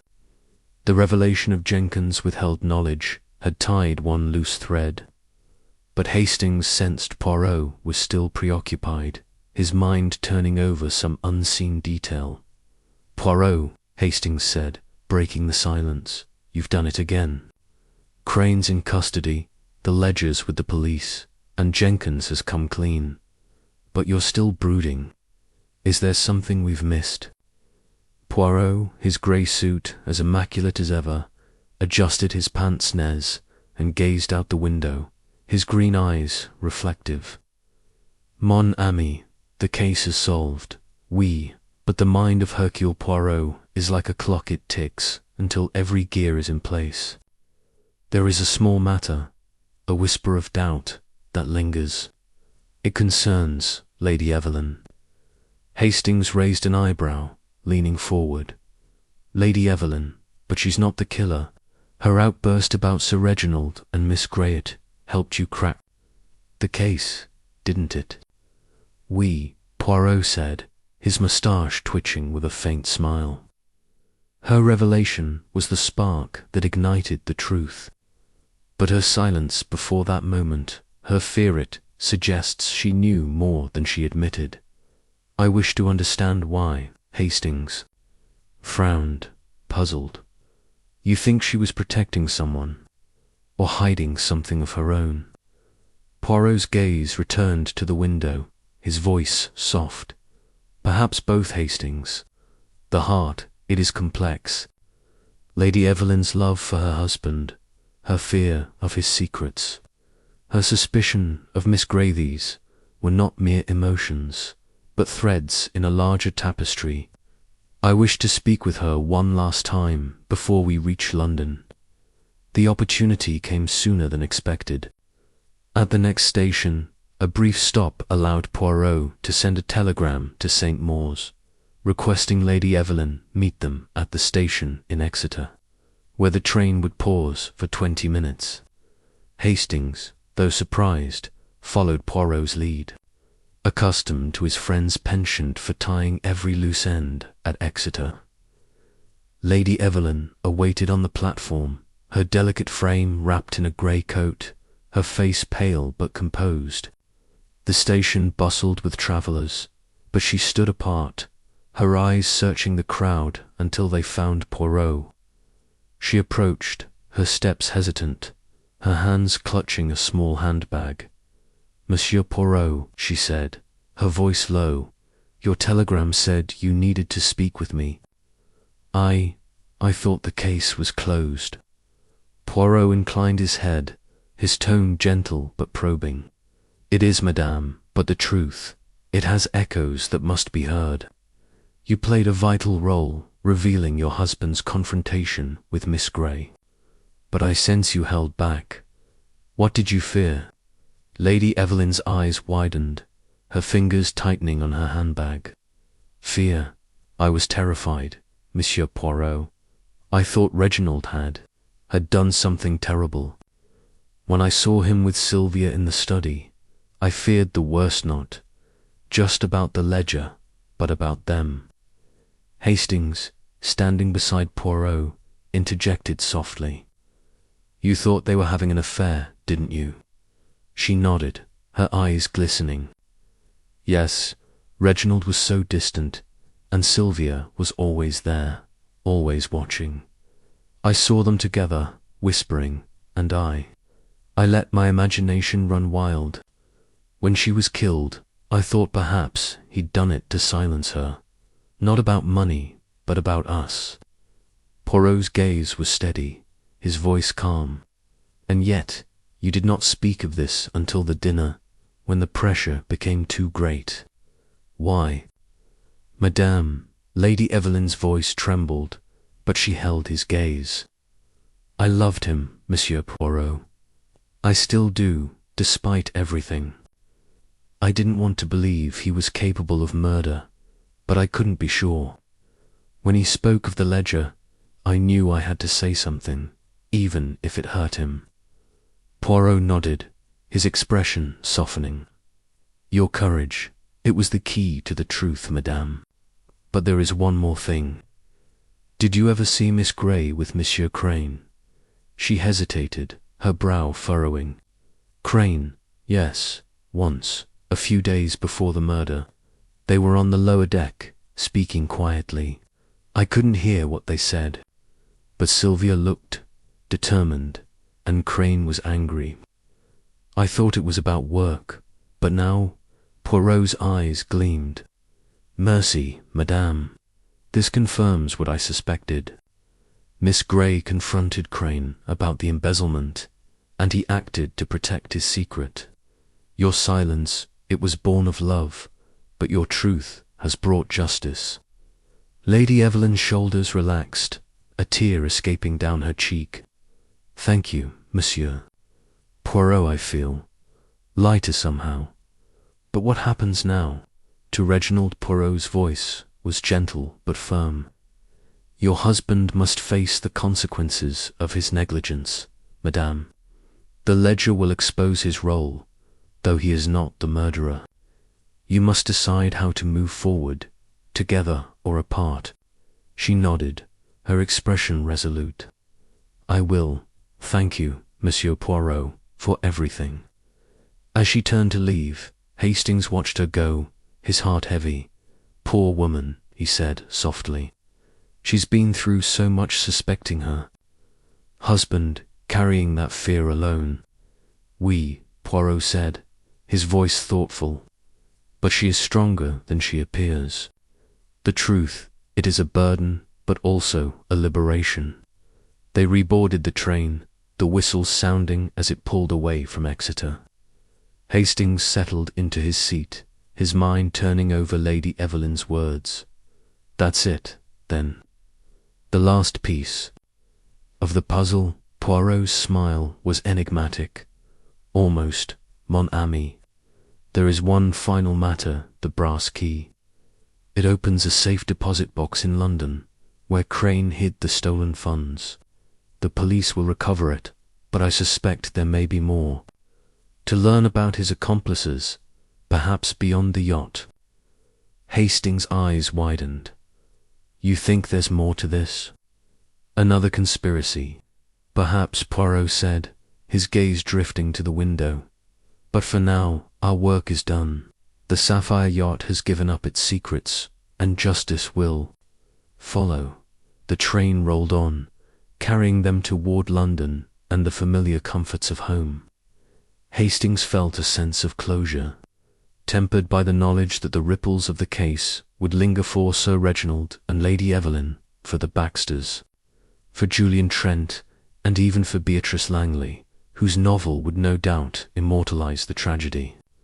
He glanced at Poirot, whose serene expression belied the relentless workings of his mind. "You're already thinking of the next case, aren't you?" Hastings said, a wry smile tugging at his lips. Poirot's eyes twinkled.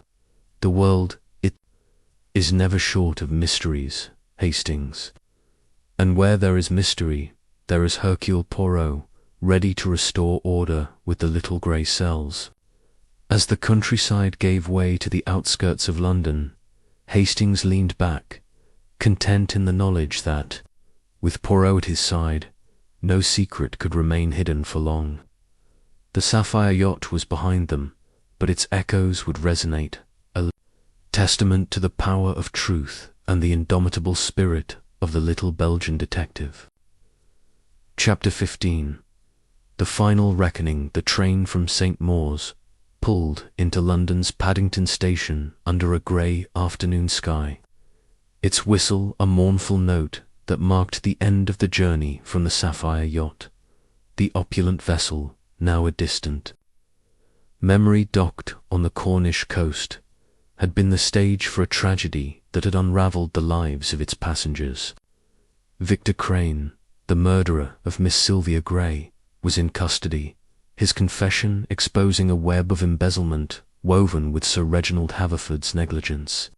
The Clouspearl earring, grease smudge, blue silk thread, cryptic note, brass key, and incriminating ledger had been masterfully pieced together by Hercule Poirot's little grey cells, bringing justice to a crime that had shaken the gilded world of the yacht. Yet, as Captain Arthur Hastings stepped onto the platform, his suitcase in hand, he sensed that Poirot's work was not entirely done.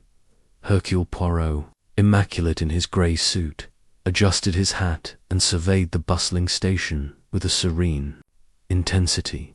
His green eyes, ever alert, seemed to see beyond the crowd, as though tracing the final threads of the case.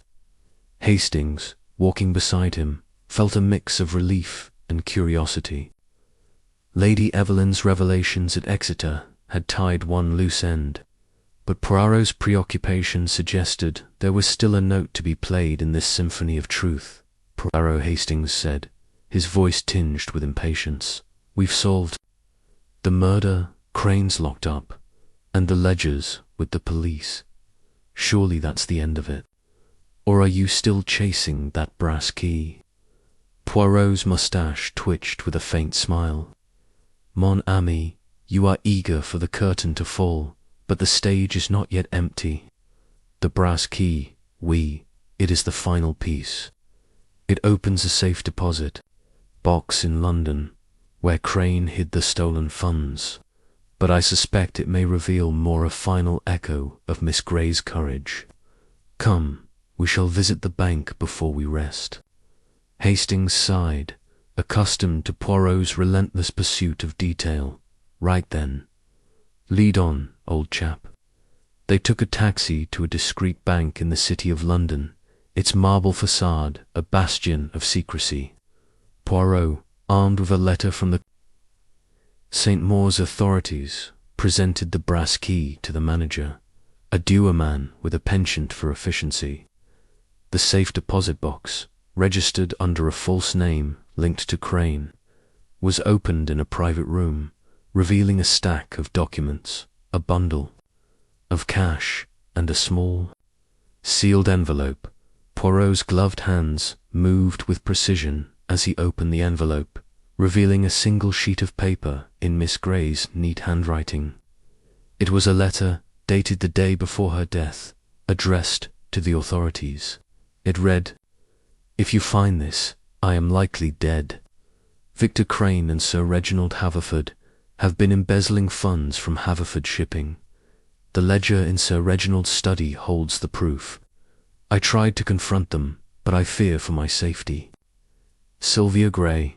Hastings' eyes widened, his voice hushed. Good Lord, Poirot, she knew she was in danger. She left this as a failsafe. Oui, Poirot said, his voice soft with reverence. Miss Grey was a woman of extraordinary courage. She suspected her life was at risk, yet she acted to ensure the truth would be found. This letter, it seals Crane's fate and confirms Sir Reginald's complicity. Hastings shook his head, a mix of admiration and sorrow washing over him. She deserved better, Poirot, to think she faced that alone. Poirot's expression was sombre, his eyes fixed on the letter. She was not alone in the end, Hastings. Her truth has spoken, and we have heard it. The little grey cells, they have honoured her. They handed the contents of the box to the bank manager, who assured them it would be delivered to the authorities. As they stepped back into the London drizzle, Hastings felt a sense of finality settling over the case. The sapphire yacht, with its glittering facade and hidden darkness, was behind them, but its lessons lingered. What now, Poirot? Hastings asked, pulling his coat tighter against the rain. Back to your flat for that tizen you're always going on about. Poirot's eyes twinkled, a spark of his usual vigour returning. Oui, mon ami, a tisane, and a moment of repose. But the world, it does not pause. There are always mysteries waiting for Hercule Poirot. They walked through the bustling streets, the city's pulse a contrast to the quiet intensity of the yacht. Hastings reflected on the case, the tangled motives, the subtle clues, the human frailties exposed. Sir Reginald would face legal scrutiny, his reputation tarnished by his negligence. Lady Evelyn, grappling with her husband's betrayal, would need time to heal. Julian Trent, chastened by his recklessness, might find redemption in caution. Clara Baxter, cleared of suspicion, would carry the memory of her stolen earring. Beatrice Langley, ever the observer, would weave the tragedy into her next novel, immortalizing the sapphire yacht in fiction, and Jenkins, the nervous steward, would live with the guilt of his silence, though his belated truth had aided Poirot's pursuit. Hastings glanced at his friend, whose serene confidence was a beacon in the chaos of human affairs. You know, Poirot, he said, a smile tugging at his lips, you make it look so easy, but it's anything but. How do you do it see through all the lies and get to the heart of things? Poirot's smile was gentle, almost philosophical. The heart, Hastings, it is the key. The clues, they are the map, but the heart guides the way. Miss Grey's heart was brave, Crane's was greedy, Lady Evelyn's was torn. To understand the heart is to understand the crime, and the little grey cells, they never fail to listen. They reached Poirot's flat, its familiar warmth a welcome contrast to the damp streets. As Poirot prepared his cherished tisane, Hastings settled into an armchair, his mind drifting back to the yacht. The sapphire yacht was a memory now, its story one of tragedy and triumph, of greed and justice. Miss Sylvia Grey, a quiet woman with a fierce resolve, had been its heart, and Poirot had been its mind, restoring order where chaos had reigned. As they sipped their drinks, the rain pattering against the windows, Hastings raised his cup in a silent toast. To Miss Grey, he said softly, and to you, Poirot, another case solved. Poirot inclined his head, his eyes warm. To Miss Grey and to the truth, mon ami, it is always worth the pursuit. The fire crackled in the hearth, the city hummed beyond the walls, and the world turned on, its mysteries waiting for the little Belgian detective whose logic and compassion illuminated even the darkest corners. The sapphire yacht was behind them, but its echoes would linger, a testament to the enduring power of truth.